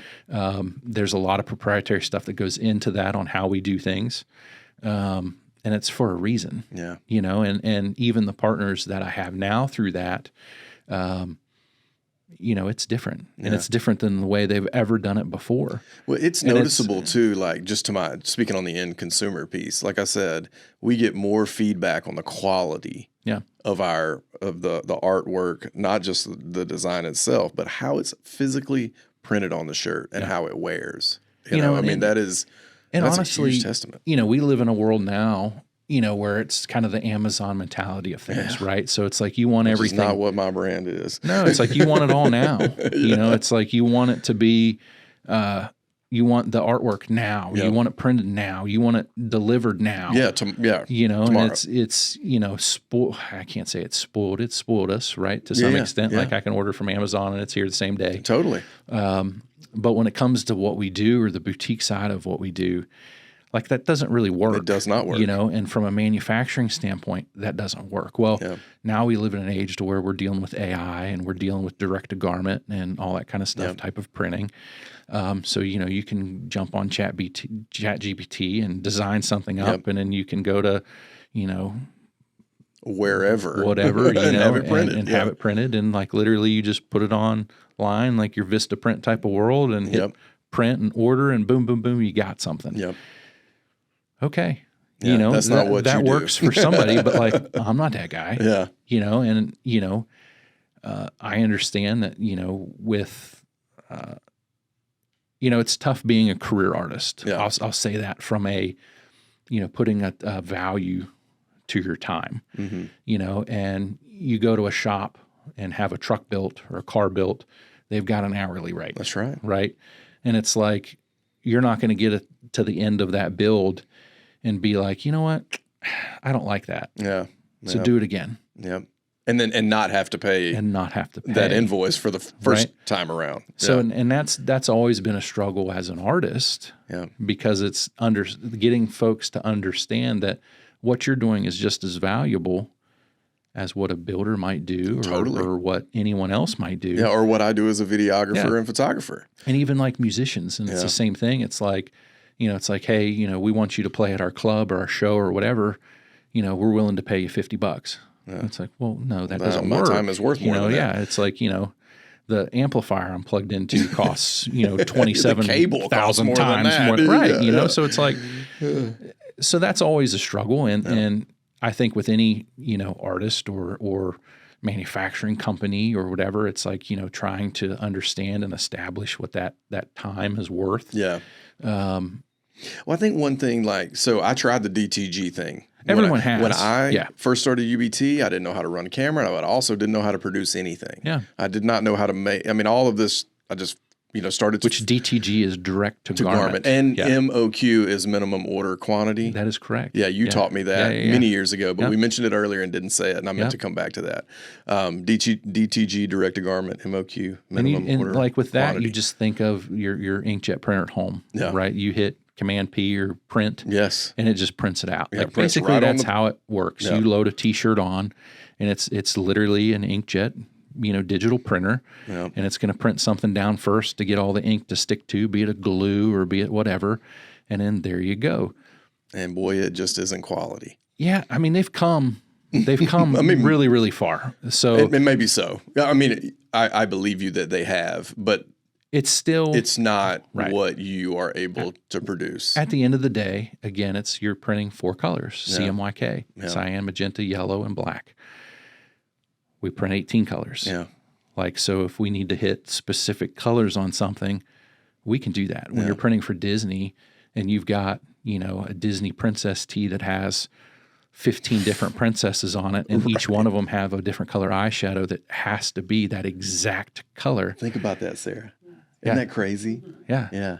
So it's goofy. Yeah.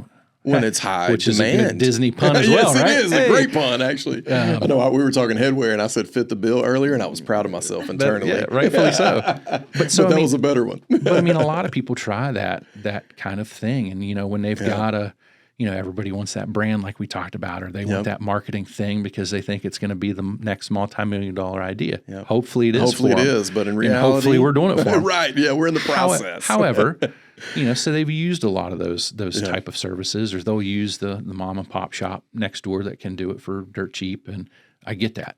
I get the space that we live in. I'm not for that guy. Yeah. Well, and it's that's okay. Yeah. It's not anything that I'm arrogant about. Oh no, I'm too good for you. No, it's just I don't have to be the guy. Mm-hmm. I'm okay with not being the guy. Yes. It's knowing where your strengths are and what lane exactly. you want to be in. And it's I want to do things that I am interested in or can be, boosted internally for of something that I did, prideful or whatever it might be. But if everybody wants a, 67 to 72, Chevy truck, lifestyle brand.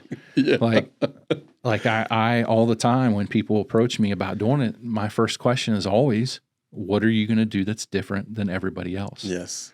Because you look through my Instagram or whatever, it's I try to do things different for every customer. You sure do. And I try to give them a different look or a different feel or whatever. So then that way everybody's stuff doesn't look all the same. That's right.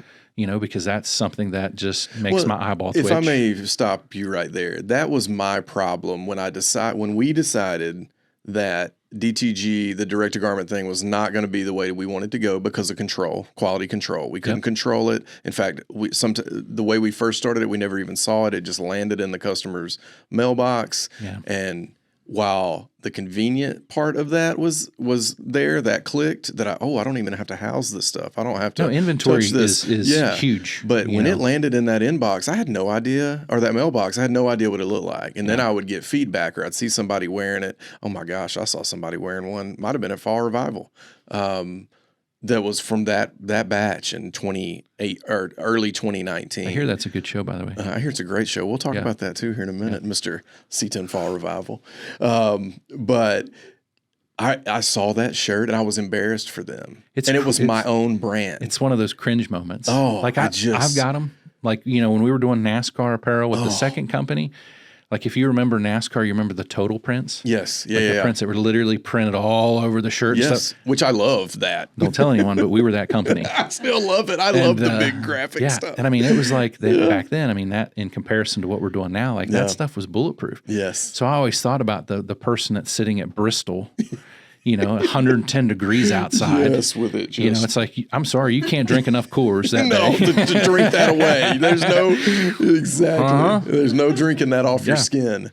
Yeah. But when I first started looking around and trying to figure out who could help me make quality design and handle the production part of it. Actually, I didn't know that the way you handle production was a whole couple of rungs up from what I ever thought you could ever have. But I was just looking to find a company that could make a design and print it and send it to me, so that I could then turn around, package it and send it out. Then I stumbled across you. Do you mind if I say how I stumbled across you? Like through the C10 Talk, C10 Nation world, Ronnie Wedge. You used to do a ton of his stuff. I think if I remember correctly, and maybe you need to tell this more than I, but you helped, shape the way a lot of that brand looks, especially early on. Maybe I don't know about that. Okay. Well, what did you do in that space for Ronnie? So wildly enough, how I met Ronnie is, I think it was Sam Castronova. Yeah, of course. Yeah. Did the whole Delmo for President thing. Yes. If you remember that. I do remember whole that pitch. Yeah. And so I just hit up, I think, Ronnie. Yeah. And I had done some Barack Obama inspired propaganda Delmo for President stuff, that was like the red and white high contrast things, because I have a 66 C10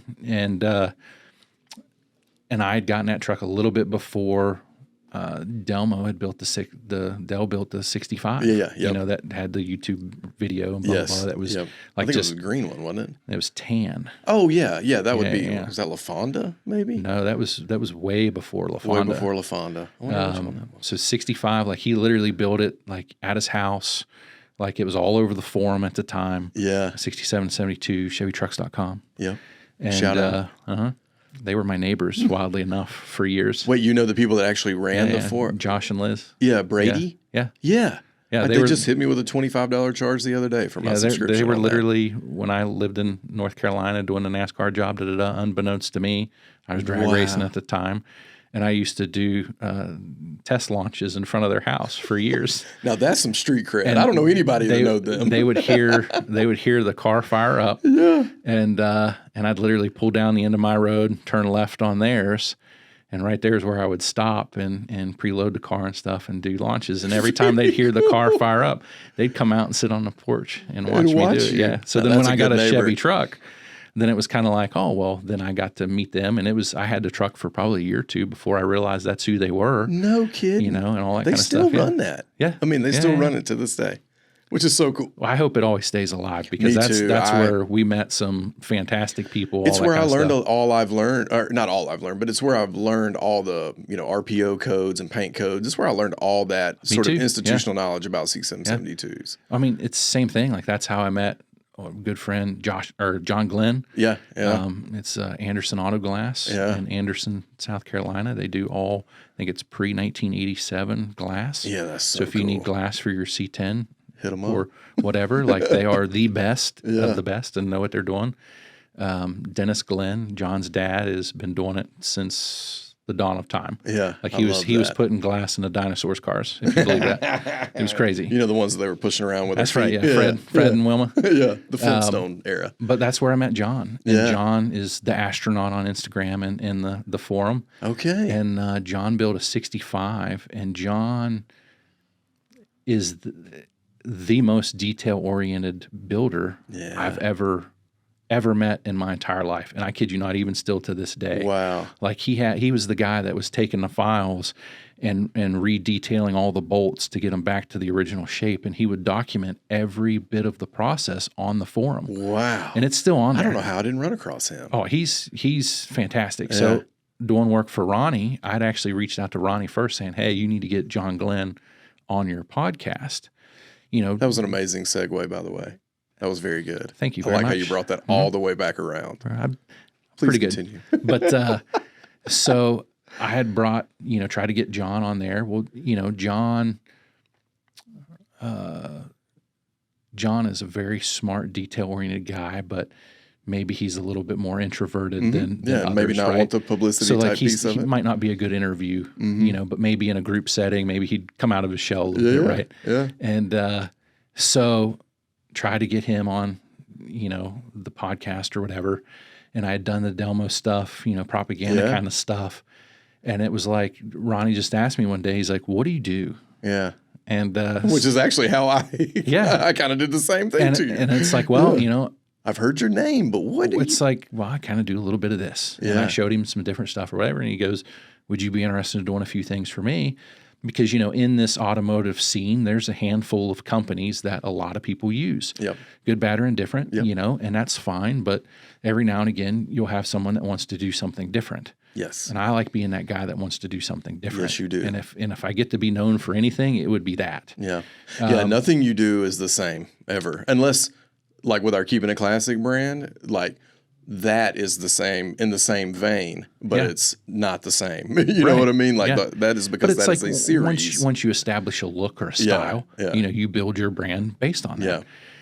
So I did a few things for Ronnie. Did a couple renderings and all that kind of stuff, and a couple designs and various other things for a while, and like all the tailgate stickers and all that kind of stuff, and tailgate banners, and that's what I meant by that's what I meant by helped shape that brand, because that is one of the first things that I really remember catching my eye was the tailgates. Coming down the shirt or the decal. I want to say that was probably the first big project I did for him, because it was, hey, I need all the square bodies, all the different potential back ends, be it step side, be it, fleet side, be it a dually, be it whatever. And have them all be period, like period correct and look same right. thing, like, 67 to 72 or 60 to 66 or whatever. So I just kind of built that out. And as his brand developed, kind of his style would change a good bit and have different looks for different things and all that kind of stuff. And then, he was big on wanting to use me because no one else was. Yeah. And did I ruin that for you? Yes, you did. I'm sorry. Yeah. Well, but so he was always awesome, to work with and stuff like that. And, he's particular, like I've got a few customers that are very particular with exactly what they want. And, but I have to say that even though that may be the case, our stuff looks nothing like C10 Talk or C10 Nation stuff. No. And again, it goes back to what I was saying. It's like, you try to establish a look or an identity to each thing. And it's like, what can you do that's different? Yep. And his is great and strong. Yeah. And it's like West Coast market versus East Coast market versus Southeast or Southern market or whatever.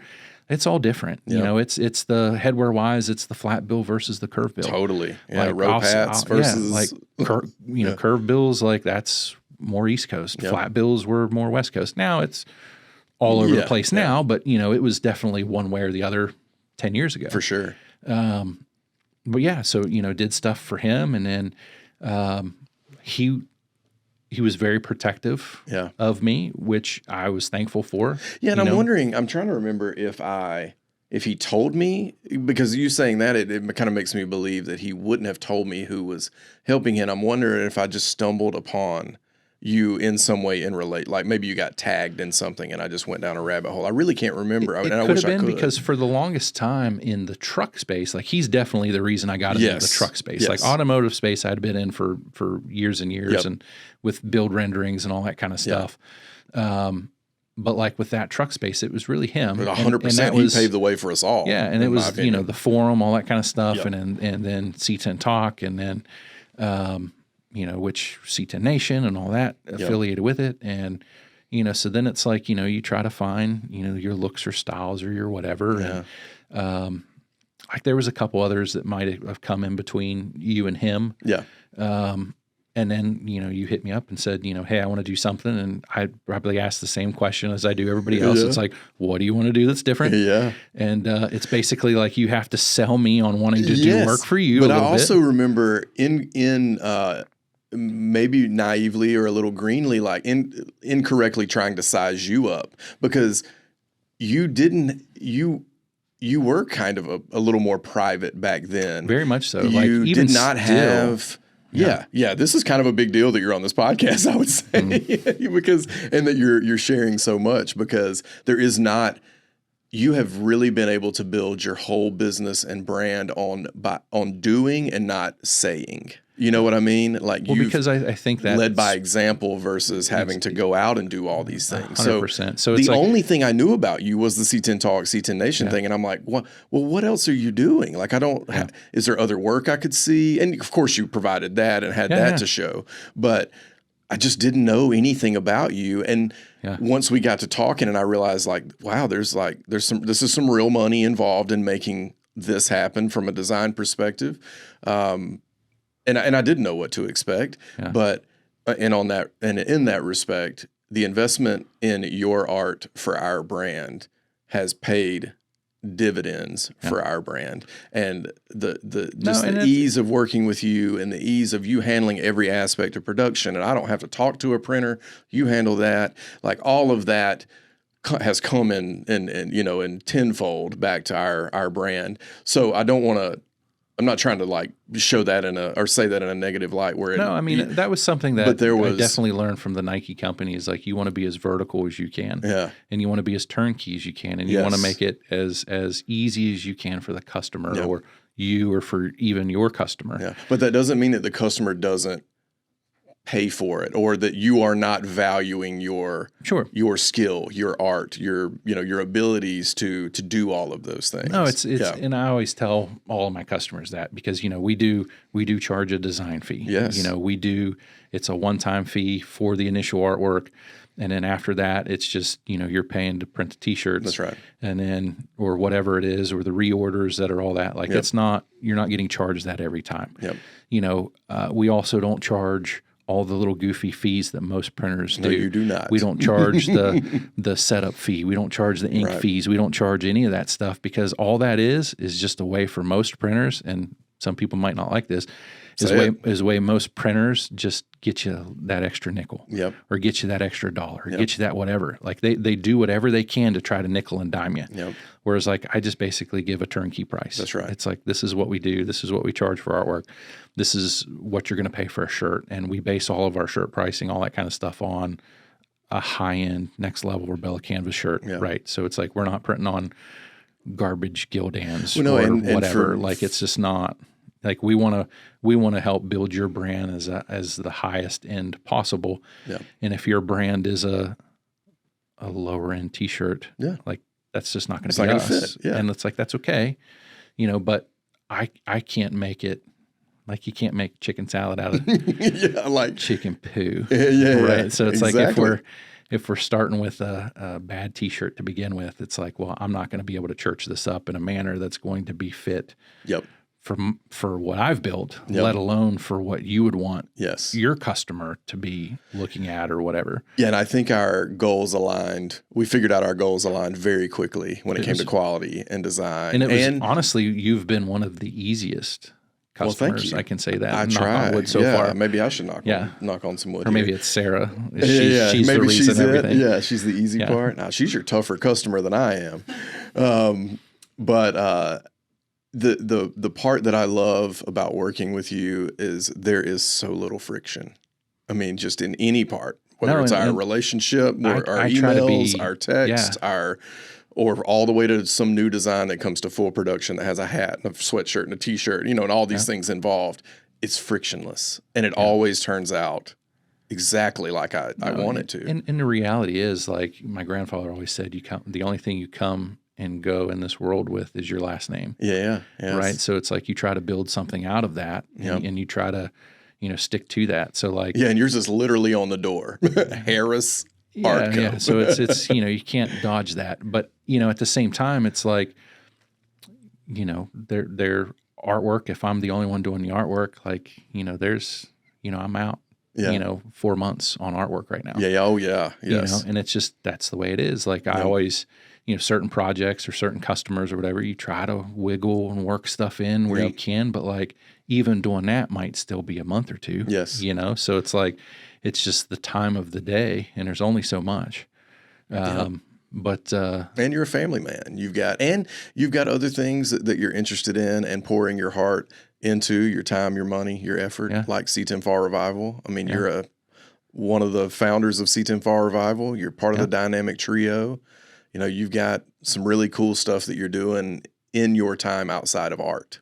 No, and that's something, honestly, that the Revival probably started more. So like once we stopped drag racing and all that kind of stuff, and then decided to build an old truck instead, just to be able to go have fun and cruise around with, then that dynamic changed a little bit. And then being able to do something like the Revival and being able to pour into that, and which still has a huge art and design component. I mean, it does. If that is the one of the things that I think sets you and that show apart from other shows is the branding and the art and the way it all looks, the T-shirts, the banners. That whole thing stemmed from let's do something different. You know, that, you know, we're not focused on, you know, the shirt artwork being, you know, the brand. Yeah. You know what I mean? So it's like, it's, you know, even when Lou Benny and I started talking about doing the Revival or whatever, or what that might look like, it's like, no, we're going to push a logo. Yeah. Because, and colors. Yes. Because it's that is building the brand. Yep. Not show shirt that's going to change every year. Yep. And I think y'all nailed it. I mean, that's exactly right. No, and I mean, even this I mentioned it in another podcast that everybody's hearing likely before this one, the C10 Fall Revival podcast. Yeah. This logo that hangs on the wall right here is a logo that you made back in 2020, I believe it was, and is a Fall Revival specific logo. And just from those colors, I mean, we call it the Revival logo. We don't call it anything else. Yeah. But anytime, you know, somebody wants to make something like this wooden plaque here that we hang in the studio, and I offer them all our logos, they're going to choose this one just because it has that look and feel, and it means it means something. Like it has a feeling and a meaning to it. Yeah. You know, but that it was building, and that's just 5 colors. You know, it's crazy. It's actually 6. 6. Well, with the creamy white, it's okay. Who am I to tell the art guy how many colors are in that design? Well, you get past that first hand of numbers, and you got to bring up the 6th one, and then it gets confusing. But even that, it's, you know, building a brand, and like, what does that look like? You know, and that's definitely the design challenge with any customer or any brand or marketing campaign or whatever that we're doing, is just trying to establish that look, you know. And if what you're wanting to do looks like somebody else's, you know, like, what fun's that? Do you find it more difficult, or do you find that you like it better to start from scratch with a brand, or with a brand or a company, or do you like that there is some identity already involved? And the only reason I bring this up is this logo was designed by a friend of mine, but now you've taken it and made it. We've done a couple different iterations. There's a million versions of this and color schemes, and you've really put your mark on this design. Not to take any away from what John did, but do you find that it's like we already had a bit of an identity or a little bit of something formed? No, I think there's a lot of customers that I deal with that have, you know, brand guidelines or a brand package or marketing package or whatever, or logo. And, you know, we can work with all that stuff. And, you know, even with some of the bigger customers that I deal with now, they have very strict guidelines. Mm-hmm.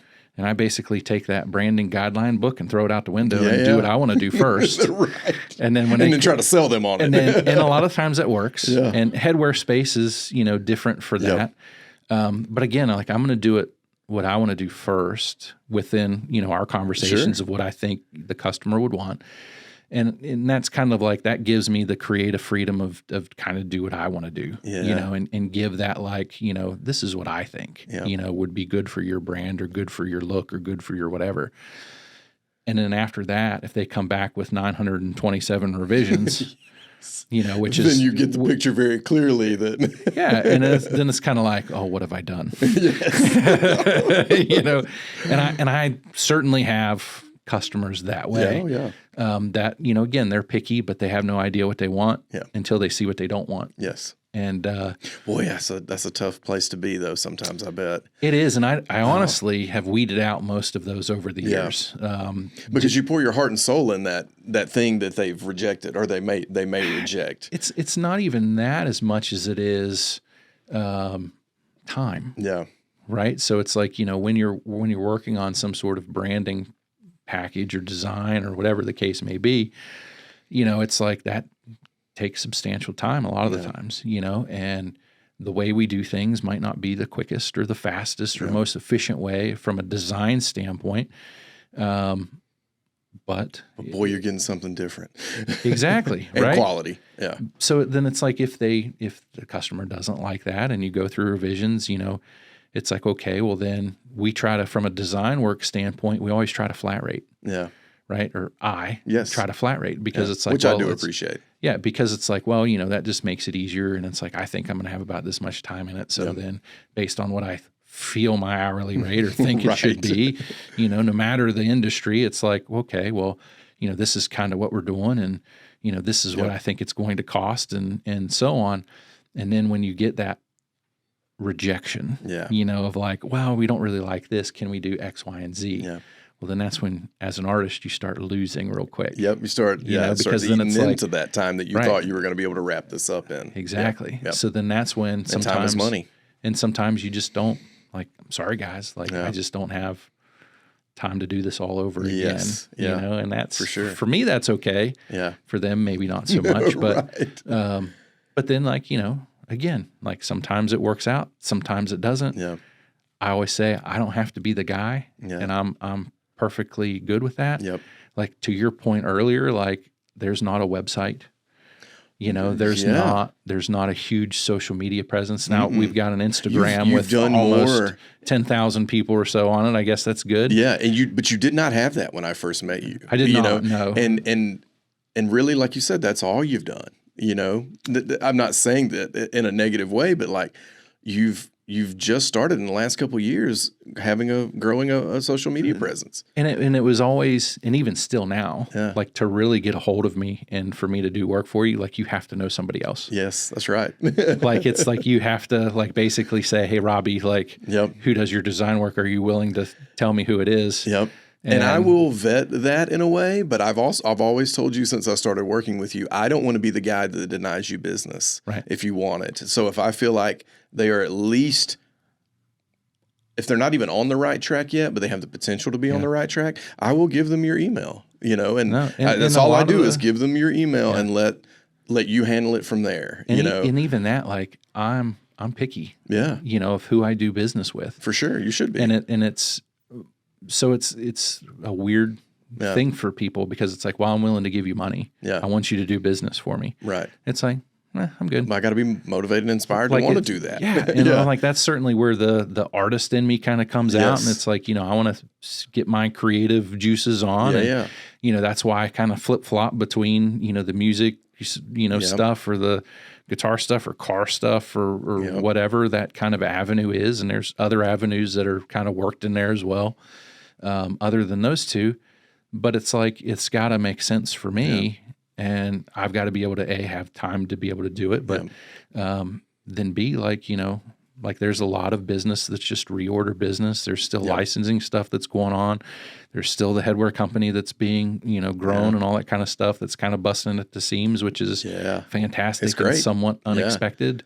But I want to say though on that piece about referrals and us sending you business and others sending you business, I hope, are trying to. I could send you, I feel so confident in what you do and your abilities that I feel like I could send you 100 people and you design for all of them and none of it will look like anything you do for me. Well, that would be the goal. And that is, I have that much confidence in this. And usually and I will say like having the Instagram page and being able to show different styles or different looks or different techniques, like that's kind of helped the conversation along initially because I can be like, well, I go to the Instagram page, take a look, see what you think. Is there one that kind of pops off more than another? And that kind of at least gives me some direction, arrow on the board to kind of chase after, right? Yep. but and again, sometimes that works and sometimes it doesn't. But I will say though, like the Instagram, you pouring more time into your Instagram, it inspires me in a way. I get to see what you're working on outside of UBT. I mean, I kind of know some of that anyway, but for the things that I don't know, it's really cool to see you, and working with a different company and growing your skills and growing the way you even that's maybe a tenth. Yeah. Oh, right. You're not putting it all out there. No, there's a lot of stuff that I do that requires really heavy NDAs. Yeah. That just can't see the light of day until it's on their timeline. Even still. Yeah. Like there's build renderings I do for companies that people will never know that I did the build rendering. Really? Yeah, 100%.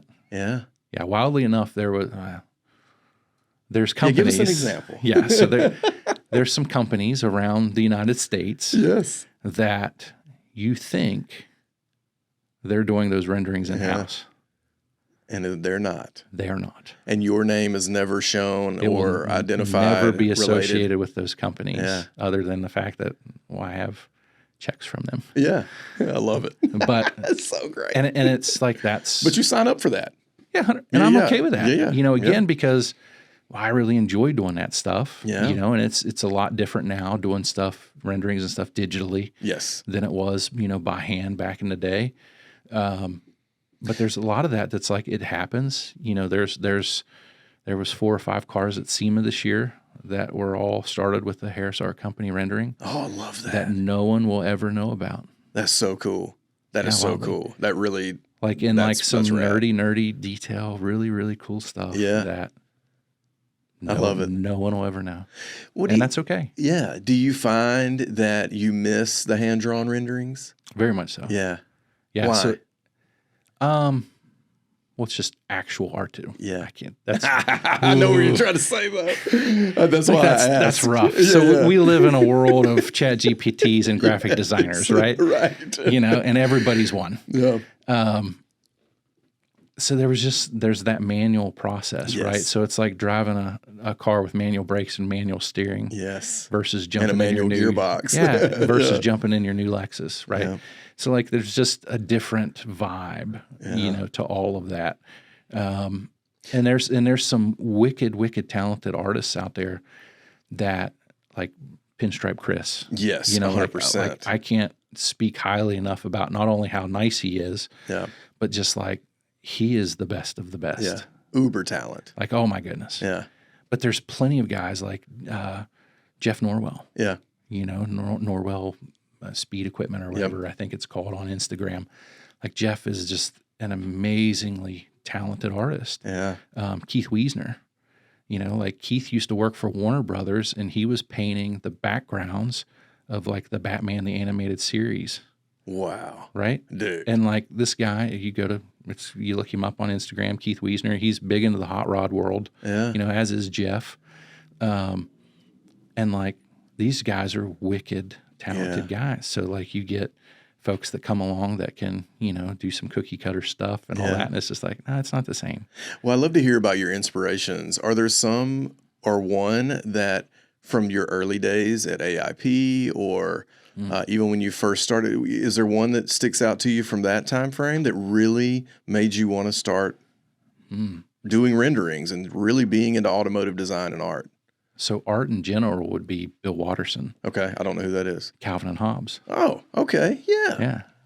Like he was the guy Comic that strip. made me, 100%. Like he's the guy that made me want to draw. Like, man, like all the Lazy Sunday books and all that kind of stuff. Like, and then of course, Bill Davis with Garfield. That was another big Garfield. One, right? Wow. Heathcliff, so cool. if you can even I remember throw it to that. But but it was that kind of comic strip stuff that kind of led me into wanting to do art, draw as a kid, all that kind of stuff. But and then in college, it was honestly, it was a lot of the Keith Wiesner stuff back then. Okay. It was so a he's lot been of around that Keith's long. Been around a minute, But like back before I knew who he was, because I was looking at the say Batman animated series stuff and like seeing that dynamic art and that high contrast and all that kind of stuff. And again, that was all hand drawn. Stuff Incredible. Like that, and that was, even the old Disney stuff that was all cell animation. That was literally every slide or sell. Yeah. Were hand drawn, all that kind of stuff. Like that's kind of what led me into like really wanting to pursue art, because it was like, man, these guys are talented. Yeah. And it's like you start learning Masters all that of their stuff craft. and storyboarding and all that kind of stuff, and kind of going down that rabbit hole. And then once I realized that, like, well, you can draw pretty pictures and be in automotive some sort, I'm kind of like, this is a thing. Yeah. I like the marriage of those two things. Yeah. Again, because it's like when you can do something in the world that you like, it's like it's the old adage of, you'll never work a day in your life. Well, that's not true. Well, that's not true. You're just going to work even better more if you're doing something you love. Exactly. But at the end of the day, it's at least kind of like, oh, well, you're getting some enjoyment out of this. Yes. And, you're seeing what you've created, whether people know you've done it or not. That's right. And that's okay. Yeah. But again, it's like, it's made for a fantastic career. Yeah. And it's one that keeps you able to do it and do it comfortably. Yeah. That's so cool. I want to jump off art a little bit, even though I'm sure there's art and design and all that goes into your thought process around this. But let's talk a little bit about your automotive projects, like your actual the cars and trucks that you own. You mentioned the truck already a little bit, but what's the breakdown on it? So the truck is Buttercup. Yeah. So it's graced one of your shirts. Yes, it has. In stock configuration. In stock configuration, yes. It is not stock. Your truck is not stock. Which was, well, it didn't last stock very long. Right. Like us car guys do. We hot rodders, no matter what it is in life, we're going to mess with it, right? Absolutely. So be it camera equipment or guitars or guitars whatever. Is where it started with me. Yeah, so we're going to tinker, we're going to change and try to make better, all that kind of stuff. So Buttercup is a 66 C10 deluxe cab. Yep. Seafoam green, white top, but just amazing patina. And Buttercup came along 17 years ago. Has it been that long? Maybe even 18. Wow. I've had Buttercup a long time. Wow. And it was like I had been looking for one, and I thought 60 to 66. I liked the wraparound windows of Me 60 too. to 63. So I went and checked one out, and I'm a tall guy. I'm 6'5", like 185 pounds, soaking wet, I think. Yeah. Definitely 6'5". And like cracked my leg off the knee knocker glass. Like, that's what they were named after. And I'm like, whoop, can't do that. Yeah. So then it was like, okay, well, now we've narrowed it down to a 64 to 66. And like that era of Chevy truck, 60 to 66, we've always called them bread trucks. Oh, okay. Because if you look at them from the back, they look like a slice of bread. Yes. Right? Yes. So I can see that. We called them bread trucks, wildly enough. Yeah, I don't have anything in here 66 right now. We're going to have to remedy that. We're going to have to remedy that. Somewhere.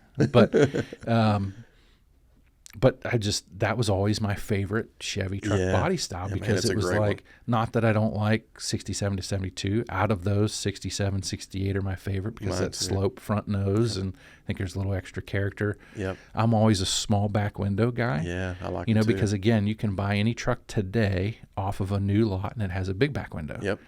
But I want a small back window because it was different. And it feels like an old truck. Yeah, exactly. Yeah. Big tin can. Yes. That you can't hardly see out of.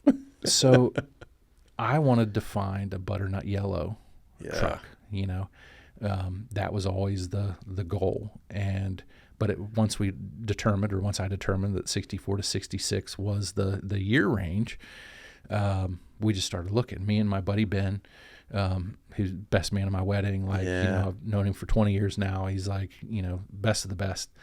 Does he live in North Carolina also? He is in North Carolina. Cool. Wildly enough, like when I moved to North Carolina in 2005, he had moved down there shortly after, and we were neighbors in an apartment complex. And that's how you met? Mm-hmm. I had my daily driver I can't say daily driver at the time. I had the 79 Malibu. Yeah.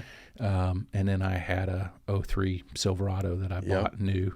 When you you hustle 3 jobs. That's right. You want to drive something new, right? Yeah. So I drove the 03 Silverado. I still have it. It has 380 some thousand miles on it now. Like, it's crazy. I can tell you everything that's been done to it since the day it was original motor. Brand new. It is original motor. Yeah.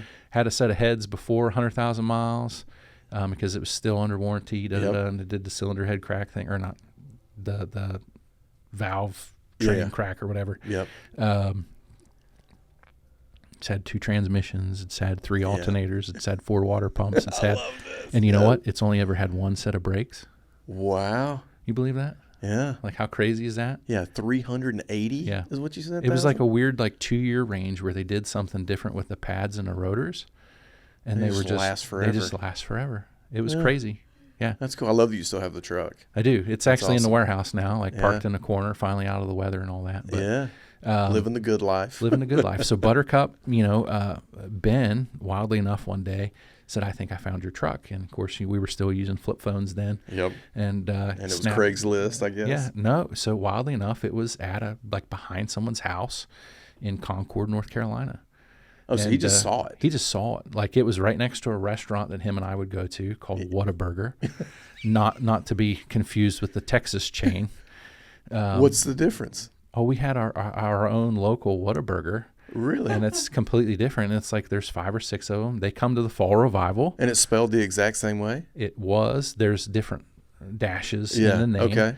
And the big Texas chain has come to North Carolina and made them change their name. Yeah. Wow, they got big old money. Man. And so now they're WABs. W-A-B. WABs. They're WABs. Or WABs, maybe. What an acronym. Yep. Doesn't quite work. Not at all. Anyway. We still love you, North Carolina. WABs. WABs, that's right, yeah.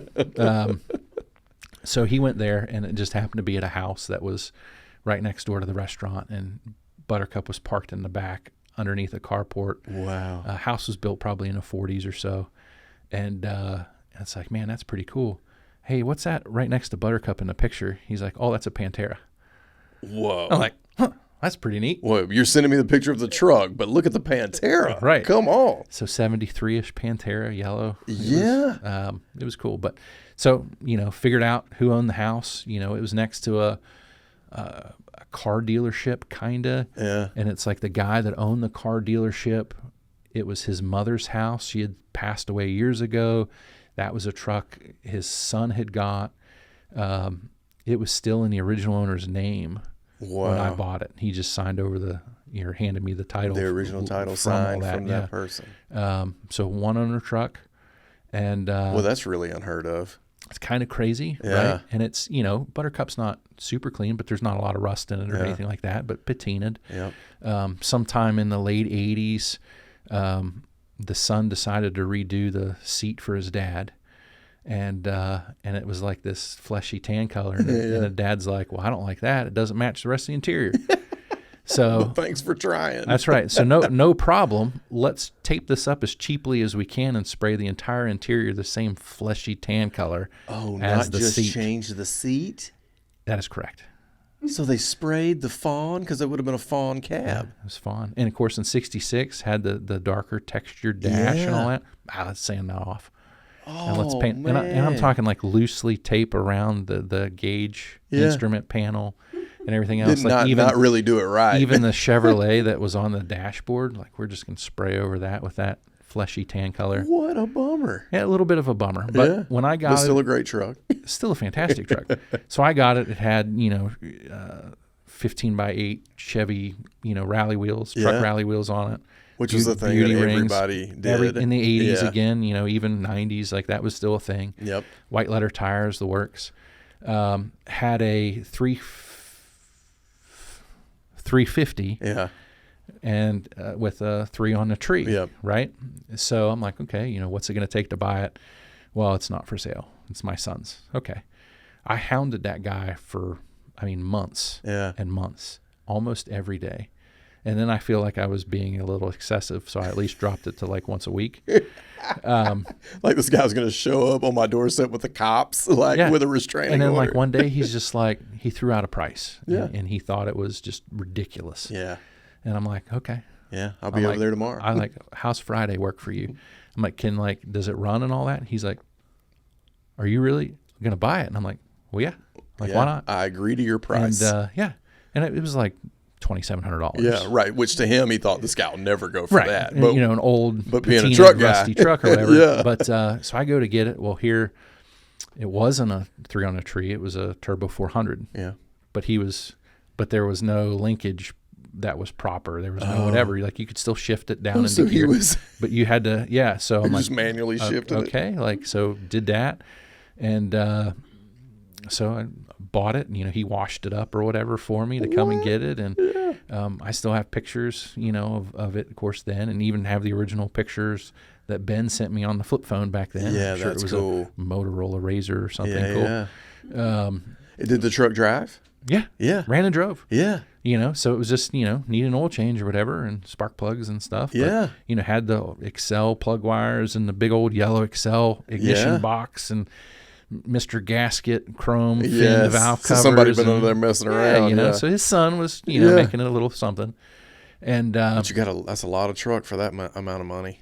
Well, lot of truck. Back then, so, you know, 17, 18 years ago, those were the ugly ducklings of Chevy trucks. Like nobody wanted them. I'll never accept that. Like the those trucks are awesome. Advanced designs or the you know, the 6772s even. Or the 67 to 72 is the Chevy Camaro of trucks. Chevy trucks. Like, and that's not derogatory. Yep. That's just the reality. Like you look at the Chevy truck, you know, market, like that has always been hot. Yep. You know, and then now like the bread trucks or 60, 66 had that moment. Yeah. You know, here 10 years ago or so. Yeah. Or and I think Dell helped with that. Ago. Delmo. Oh, 100%. Dell and Dino. Yeah. You know, Dino were for huge sure. because Dino at that time had built that light blue and white one that was static drop. Oh, yeah. But still had like but looked like super old school OEM. bias pliers and all that kind of stuff. And that's around the time that dealership showed up out west that like had you know, Lambrick, something like that. Lambrick Chevrolet. Like that popped up. He also built that Pro Street one that I think he still has. Still has the Pro Street one, but that first blue and white one that he did with the bias ply tires and all that, like it was static and everything. Like that, out of all the ones he's built, like that's your favorite. That is still my favorite. Yeah. But again, like that was about the time that Dell did that 65. Yeah. And Dell did the video of that had it had a clutch song. Yeah. You know, and Electric Worry, I think is what it was. Yeah. And I'll have to go back and find that. I have not. I'll send it to you for sure. Yeah, please do. I have not looked at that in a while. Again, so Buttercup came along. Again, back then, you know, suspension companies and stuff like that. Like we didn't have Tinworks. We didn't have No Limit really. We didn't have like the access like we do Ride Tech and all those guys didn't really exist. So you had CPP. Yeah. Or you had Beltec. Yep. And Beltec really didn't make anything for those years, you know, until later on people realized that like, some of the 67 to 72 stuff will fit and work with these or whatever. It's like, you know, S10s and G bodies, like, like some of that, it's all the same type of stuff. And so CPP had basically opened up the catalog and like, okay, we're going to get this thing on the ground. Yeah. And it's got to look cool. And the engine's got to look cooler than what the Mr. Gasket valve covers will allow. And all the Excel yellow. Yeah, very much so. Was it so 60, you had to convert it to disc brakes.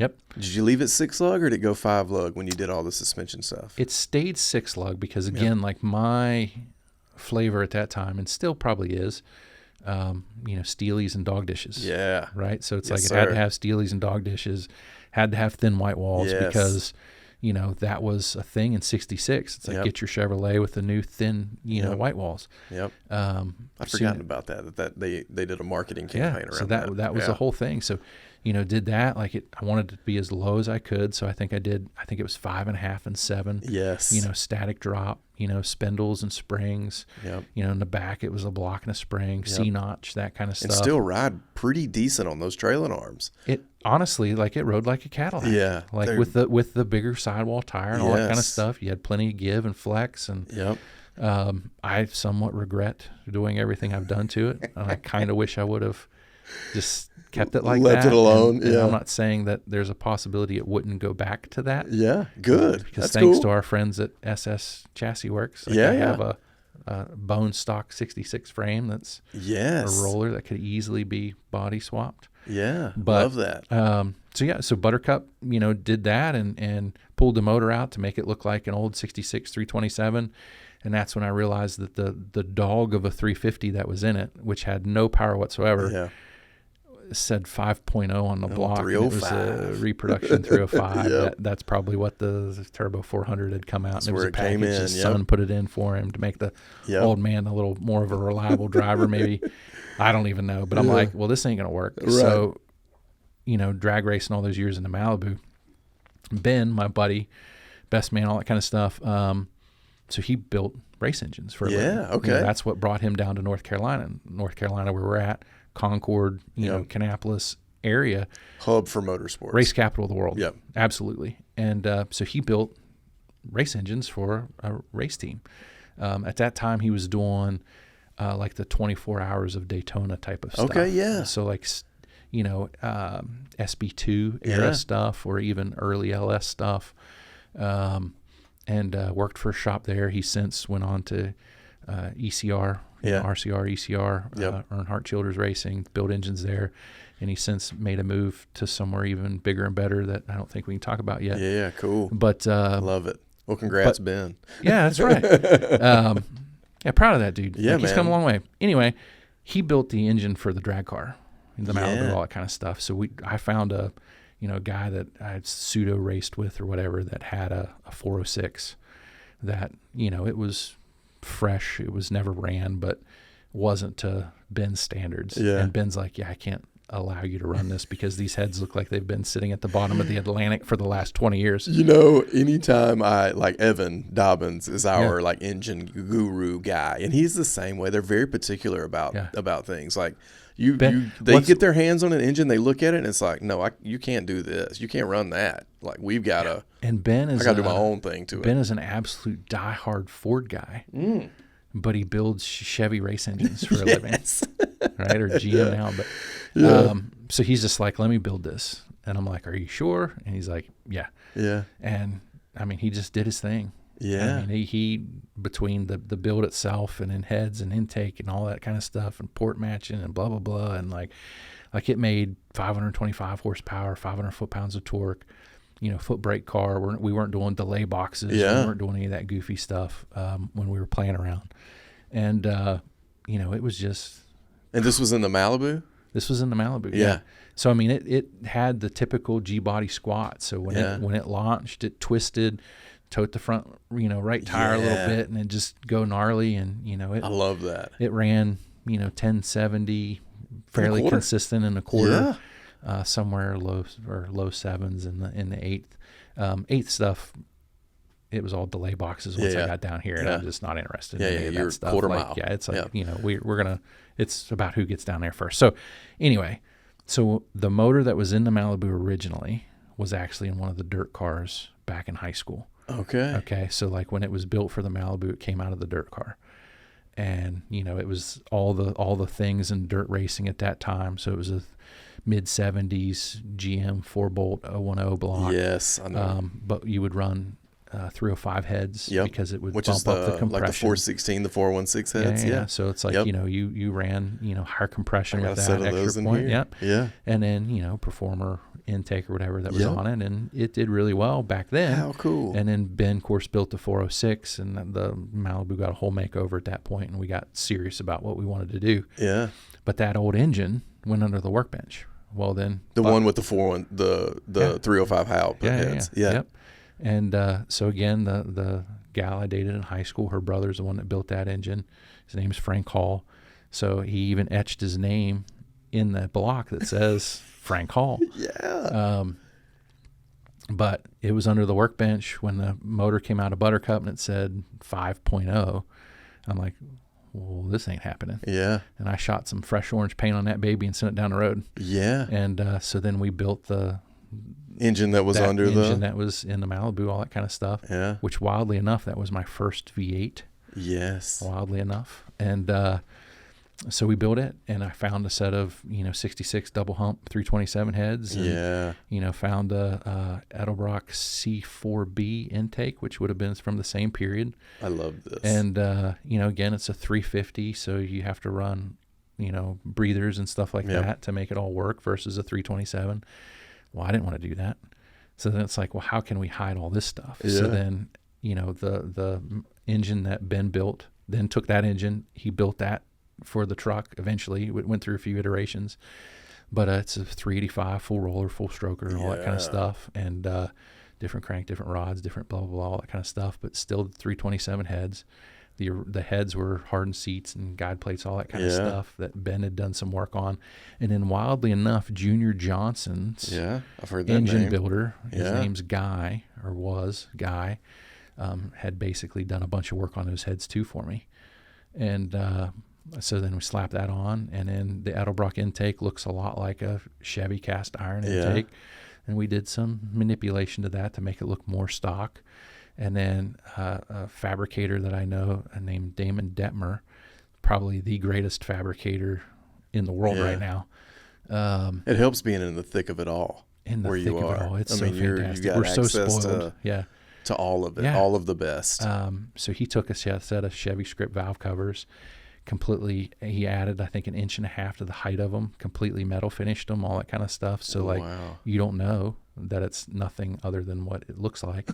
But we did a full breather setup in the intake, so instead of doing it on the valve covers, like we built a baffle and stuff in the oil fill tube. There's actually a baffle and then a filter on the back side of the intake by the distributor, in between the coil and the distributor, and it's on a right angle, so you can't see any of that stuff. So it was basically I want to make this look like a factory 327 or 283. I think it might actually say 283 on it. That's all right too. But it's it's not. And what trans did you go with? So John Glenn, going back the segue there, the astronaut.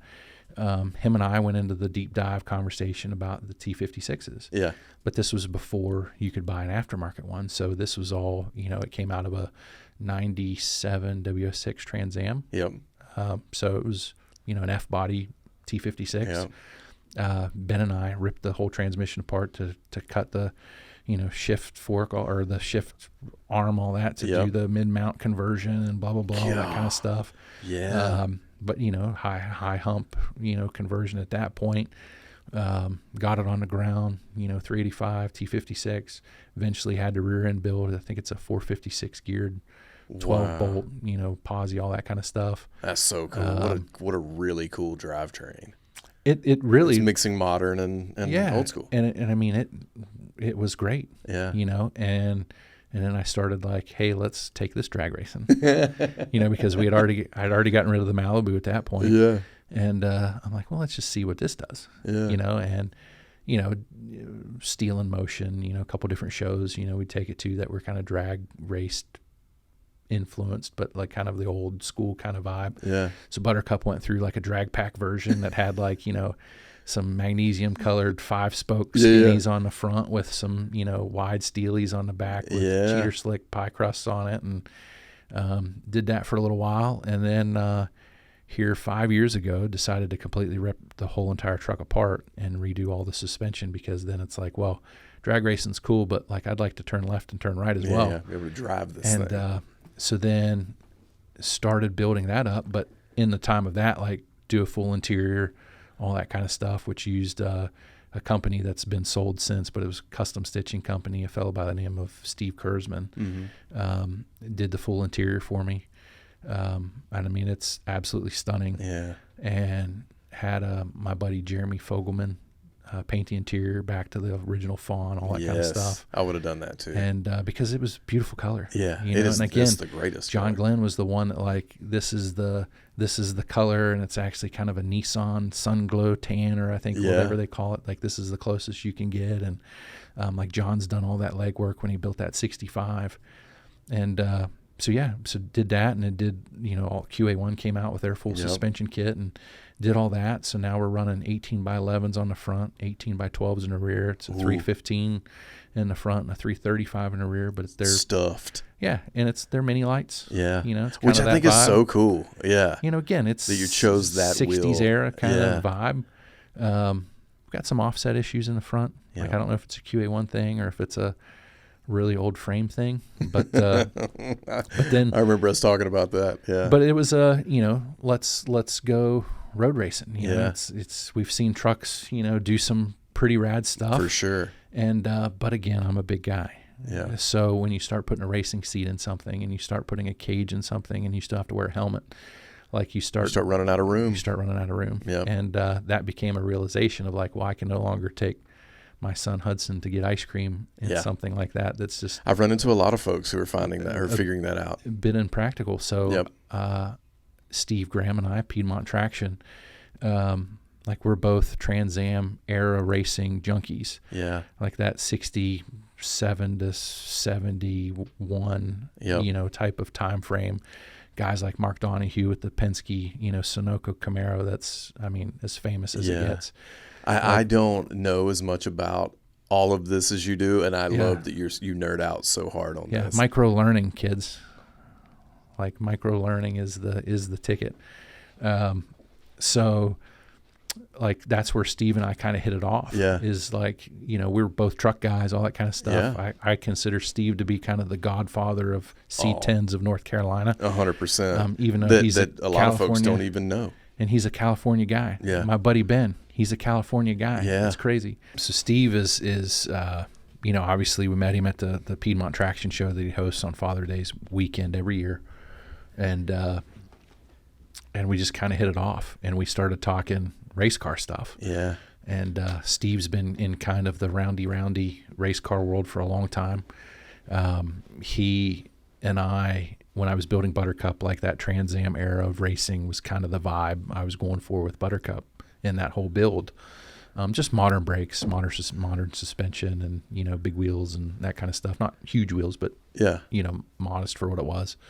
And so I got to talking to him about like wanting to take Buttercup racing. And he's like, yeah, I get it. He's like, but, and then it was just like, well, maybe we should look for something different that's got more room in it. Yeah. Well, then we get back into the Trans Am era of racing and all that kind of stuff. And it's like, well, if you're going to do this, I've got a very short bucket list of cars that I want to own before I kick the can, right? So me too. Ever since the Hollywood Nights, there's always that 66 Chevelle that has to happen at some point. Yep. And that's what I started looking for, and went to a couple of different places and stuff like that. And be it Street Side Classics or RK Motors or places like that, just to be able to kind of look and sit and kind of feel what I was going to do. But building a race car out of a full body car, like that's a little bit different. Yeah, they're bigger cars. They're bigger cars, sure. Yeah. People do it. Yeah. Without question. I mean, even in Trans Am, there was a 64 GTO that was ran called the Ghost. Yeah, that's a very large car. So again, it was a big car. It was the guy's wife's car.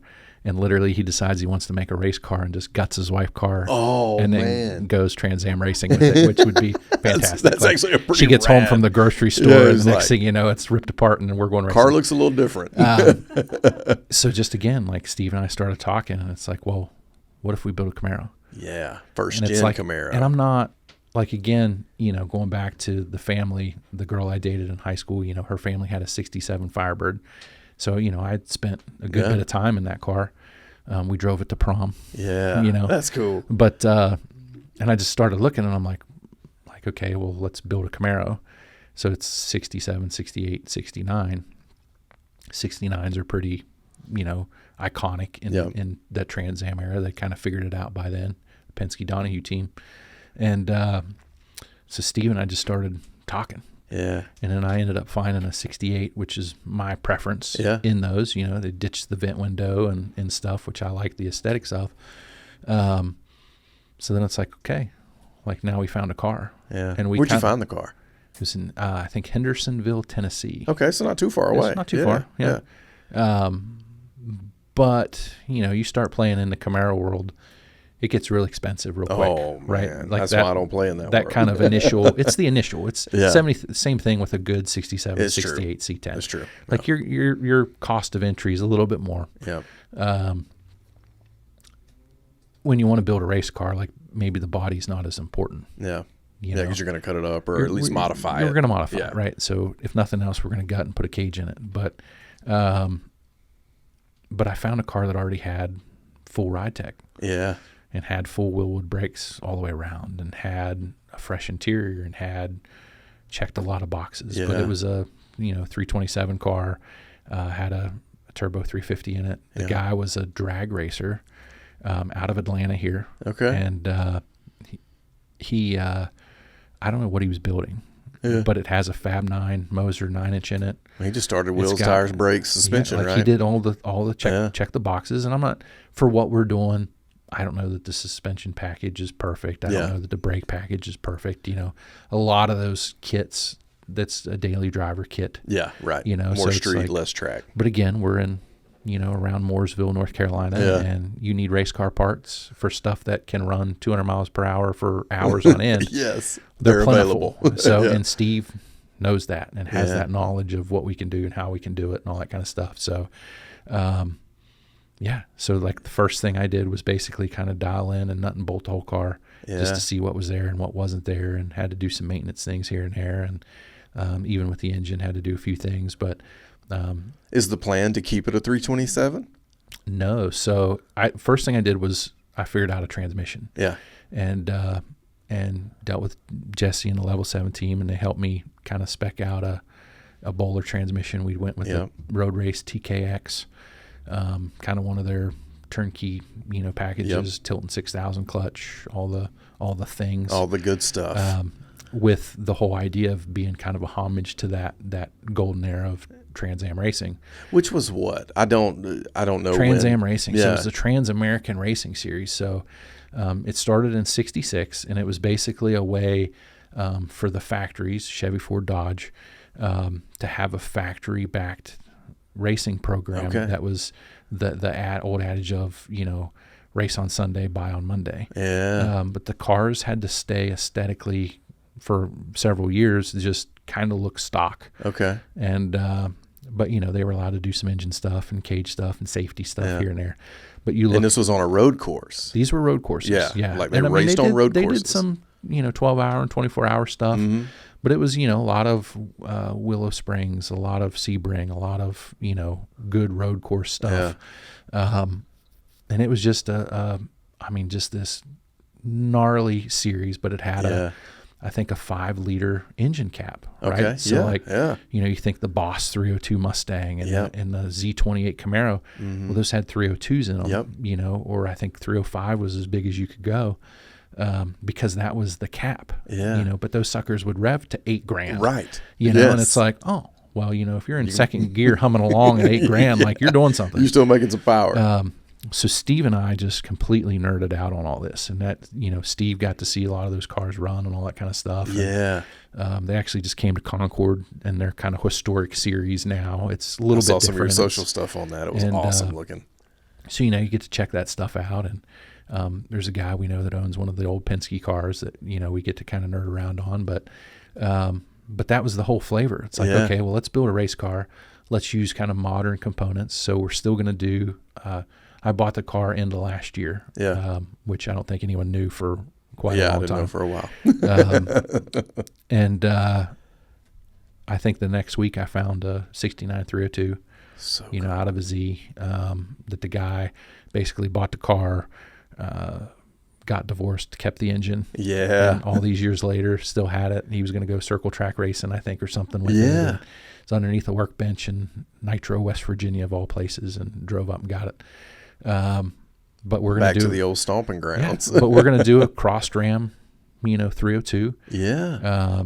Kind of run it like it was back then. But again, we're going to use, you know, better heads and better internals and stuff like that, just to kind of make it, but still, you know, give it that old flavor. Yeah. And, you know, when guys are running LSs and all that kind of stuff, which I completely get. Yeah, me too. I get it. This is cooler than LS. All of my daily drivers for the last 15, 20 years have had LSs. Like, I get it.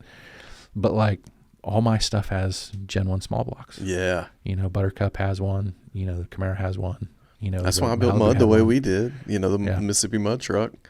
And it's I like, you know, do something different from an LS. Is the LS stuff efficient power? Oh yeah, absolutely. 100%. Like, oh my you know, gosh. guys making well over 1,000 horsepower. Yeah, and then just driving home. Yeah, and it's like, I get it. Like, I get the turbos, I get the superchargers, I understand all of it. It just me. Yeah. Like, you know, it's Yes. So, you know, the car actually, I just dropped it off to Steve Thursday. Yeah. He's cutting the whole back end of it off. Yeah, tell this. You told me this off camera. Yeah. Tell me why he's having to cut the whole back end off. So just very succinctly. The car, body wise, was just kind of thrown together, I think, and cheaply painted to try to sell it or whatever. And it's like a butternut color, right? It is. It's butternut yellow. Yeah. Which again was what I was looking for with Buttercup, Yep. the 66 C10, which wildly enough, the guy that had the Camaro also named the Camaro Buttercup. Which no kidding. which was wild. Wow, which is, right? like this is all. But yeah, so they did some body work on it, and I don't know if it was him or someone along the line, maybe before him. I don't exactly know how long he had the car. Decided to put quarter panels on it and all that kind of stuff. And he did us a solid. He left the original ones underneath those. Or a lack thereof a solid. which isn't apparently uncommon. Is it not? Okay. Well, talking to my friends at AMD, they say it happens all the time. That people will put a new body panel over an old one. Yeah, they'll just pancake it over and just weld it up and body fill it and just. I just can't make sense of that. Me neither. So that made my eyeball twitch a little bit. Since they're a big sponsor of the Revival, all that kind of stuff, I said, hey, can you just save me the freight shipping and just bring me all the parts to the Revival? And they're like, absolutely. So they basically brought me almost a whole car minus doors and a roof. I love it. So we're just going to redo, all the metal and stuff like that. Like the car's not really rusty. Yeah. Like I think it might have had a little rot in the wheel well, but they put a full quarter on it. Yeah. And I'm just like, man, I don't understand why. Yeah. And in doing so, because they put the quarters on over the old quarter, you said the taillight pan was also done the same way. So I think the taillight pan was the same way. And then so it would all line up. Yeah. And then obviously the trunk didn't fit right. And then everything else. So it's like, hey, we're just going to make this look as good as we can. And let's go get 27 gallons of Bondo and see what we can do. So Steve's starting to cut it up. Yeah. And it's probably starting, if it hasn't started already. Yeah. So yeah, we're just going to start and take it from the doors back, the factory full panel, all the trunk, all the deck lid, all the taillight panel, all the TV panel there below the glass. Yeah. Redo all that type of stuff. We've got new set of front fenders, all that kind of stuff from AMD, Automotive Direct, for the kids that don't know that. And just going to redo the car. I love it. And then we're going to go racing. So then once it gets back from Steve, it'll go for a cage. Still got a sweet talk Ben into building another engine. I think it can happen. Knock on wood. He sounds like a great guy. Yeah. And, and then, go racing. So that's the plan, is to start running. So I hit Skip Barber in the spring to do their course for a few days. And then. So you think you'll have it done by spring? Oh, I don't know about that. Oh, but you're just saying it'll be at a point in the spring that can certainly run something. Yeah. Okay. Awesome. Even if it's just autocross or time trials or, track nights or something like that. Yeah. The goal was to have it kind of ready for that for VIR by the end of this year. Mm-hmm. And because of some rear end issues, we skipped that. So, but yeah, December 5th, a few days ago was the date we were trying to hit. So a lot of our stuff that we've done has the VRR track because that was the goal, right? You speak it into existence. Yeah, of course. We're That's hoping so to cool. go racing and at least have some fun.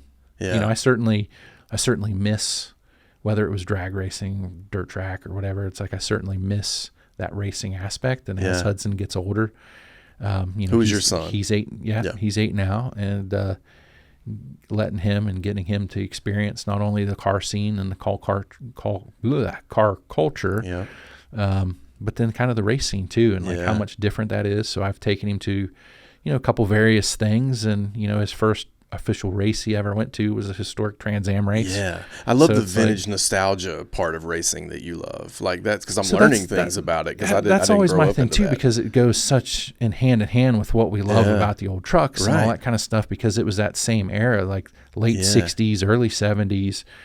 Be it any type of racing, and whether it was drag racing or NASCAR or whatever, like men were men. Yeah, right. But the vehicle still had like a bit of an OEM.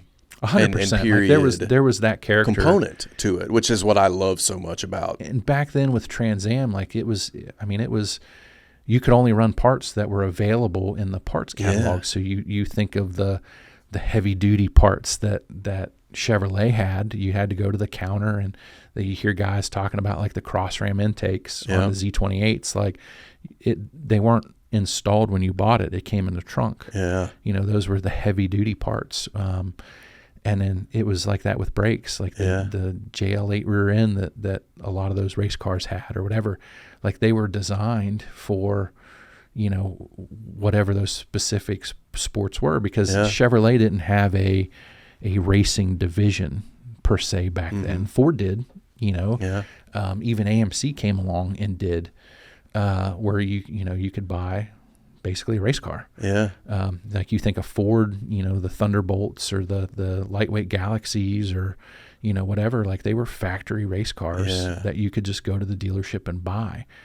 Chevrolet didn't have that. So, you know, you had dealers with Chevrolet like the Copo Camaros or the Don Yankos of the world or whatever that would build the souped up version that you could buy, even Baldwin Motion that was around then. But, you know, they figured out, like Roger Penske at the time had a Chevrolet dealership. And, you know, he knew on the order form what parts to click that you wanted, and you had to know that, you know, to be able to get those specific things. Because Z28s, like, everyone thinks of them as like the high end, whatever. They weren't. They were the stripped down, bare bones. You know, they didn't have the tinted glass. They didn't have the, you know, radio. They didn't have that type of stuff. Like they were made to race. That's so cool. And like that was totally what Steve and I were all about. Still all about. Like we have lengthy conversations. That's what you're going for now too. So it's like, well, let's build a version of that. But, you know, it's yes, we're going to use modern brakes. Yes, we're going to use modern suspension, even engine components. We're going to use some modern stuff, even safety equipment. You know, Butler Built came on to help us with a seat for it, which, you know, that's the cream of the crop when it comes to racing seats. And which, again, it's 2 minutes from my office. I know. I do love that. And I love that. Yeah. So it's like, you know, you've got different things like that gives us access to be able to use better equipment. But at the same time, it's like we're going to go racing in something old. Like we could have went and bought something new or bought a, you know, a Corvette or a, you know, whatever to go do that in. That was probably be more efficient. You know, especially from maybe a money standpoint. Because, you know, but that's not even the point. It's like if we're going to do it, like let's do something that's kind of that vintage flavor and vibe that goes along with the old trucks, that goes along with the culture, that goes along with the whatever. And luckily I've got Steve that's into it. I've got Ben that's into it. I've got guys that, you know, you surround yourself with like-minded people, 100%. Right? And, you know, it's now I'm at a place to where I can somewhat afford to do it. And again, people like, you know, Automotive Direct that came on and said like, hey, like, well, we make every component for the car. And that's common in you know, the automotive industry or whatever. Even back in the day when, you know, Dad had Dakota, all that type of stuff, like Automotive Direct was the only one that made anything for it. Mopars, you know, that's kind of where they came on board. But, so I mean, all that stuff, it's awesome to surround yourself with it, being kind of in that race capita and all that. It's like, it's neat. It's inspiring for sure. And, you know, we're able to do a lot of work for all the race teams and stuff like that surround us and the different companies that do. So again, it's like, even with the guitar stuff, like I love Gibson Les Pauls. And I do work for Gibson. So cool, right? You know what I mean? So do. So it's the same thing. It's like you love trucks, like, you know, you want to do work for those people, or you want to go racing, you want to support that type of thing. And it's like being able to intertwine a career and a passion and an interest, and it just completely winds like, and intersect and weave in and out. And man, that goes for anybody that does this stuff. Totally. Like even one of your great sponsors, Tinworks. You know, being a fantastic truck guy, but a manufacturer and all that kind of stuff too, and building quality parts, just fantastic components. Like the way this industry has changed in the last 17, 18 years that I've been into it, and the accessibility of stuff and social media and stuff like you do, whoever, gives us way more visibility than we ever had before. And even some of the magazines and stuff that were out, like we all grew up with, you know, sticking our noses in hot rods and street trucks or Carcraft or whatever the case may be. And, man, it's fantastic. We've got all this stuff at our fingertips. To build careers in an industry that we're passionate about, no matter what that industry is or no matter what that hobby might be. Like, dude, how lucky are we? Yeah, we are so lucky. It could not be any better. Like Pops didn't, you know, inspire to be a truck driver. Yeah. You know, it just happened because that's what we had to do. Yeah. Like we get spoiled. Yep. And we're maybe the first generation of spoiled, and our kids are certainly even more spoiled from there. But but us being able to do what we love in a field that we love, and doing it with around and or involved in a topic and a passion that we love is and I mean the same thing. Incredible. It's like you love what we do, you know, stay humble. Yeah. You know, work hard, and everything else will work out. Yeah, man. Well, I hate to cut this because I feel like we could just catch another gear and keep going, but we have come up on our time. Yeah. This has been awesome. Thank you for coming down here and just sharing so much that you have about the art and design piece, but also just your love for automotive, nostalgia, and period correct things, and just all that you have going, you know, in your career, but in your personal life and your passions too. This has been very, very cool. We will do this again. And I will say this to end on, because you never do. Don't forget to like and subscribe, and hit that bell icon to be notified. Right. I never do for this channel. You're when this stuff kicks on. Like and subscribe. Appreciate you guys. Thank you for being here. Man. Appreciate this is awesome, you guys. Kasey. Thanks, man.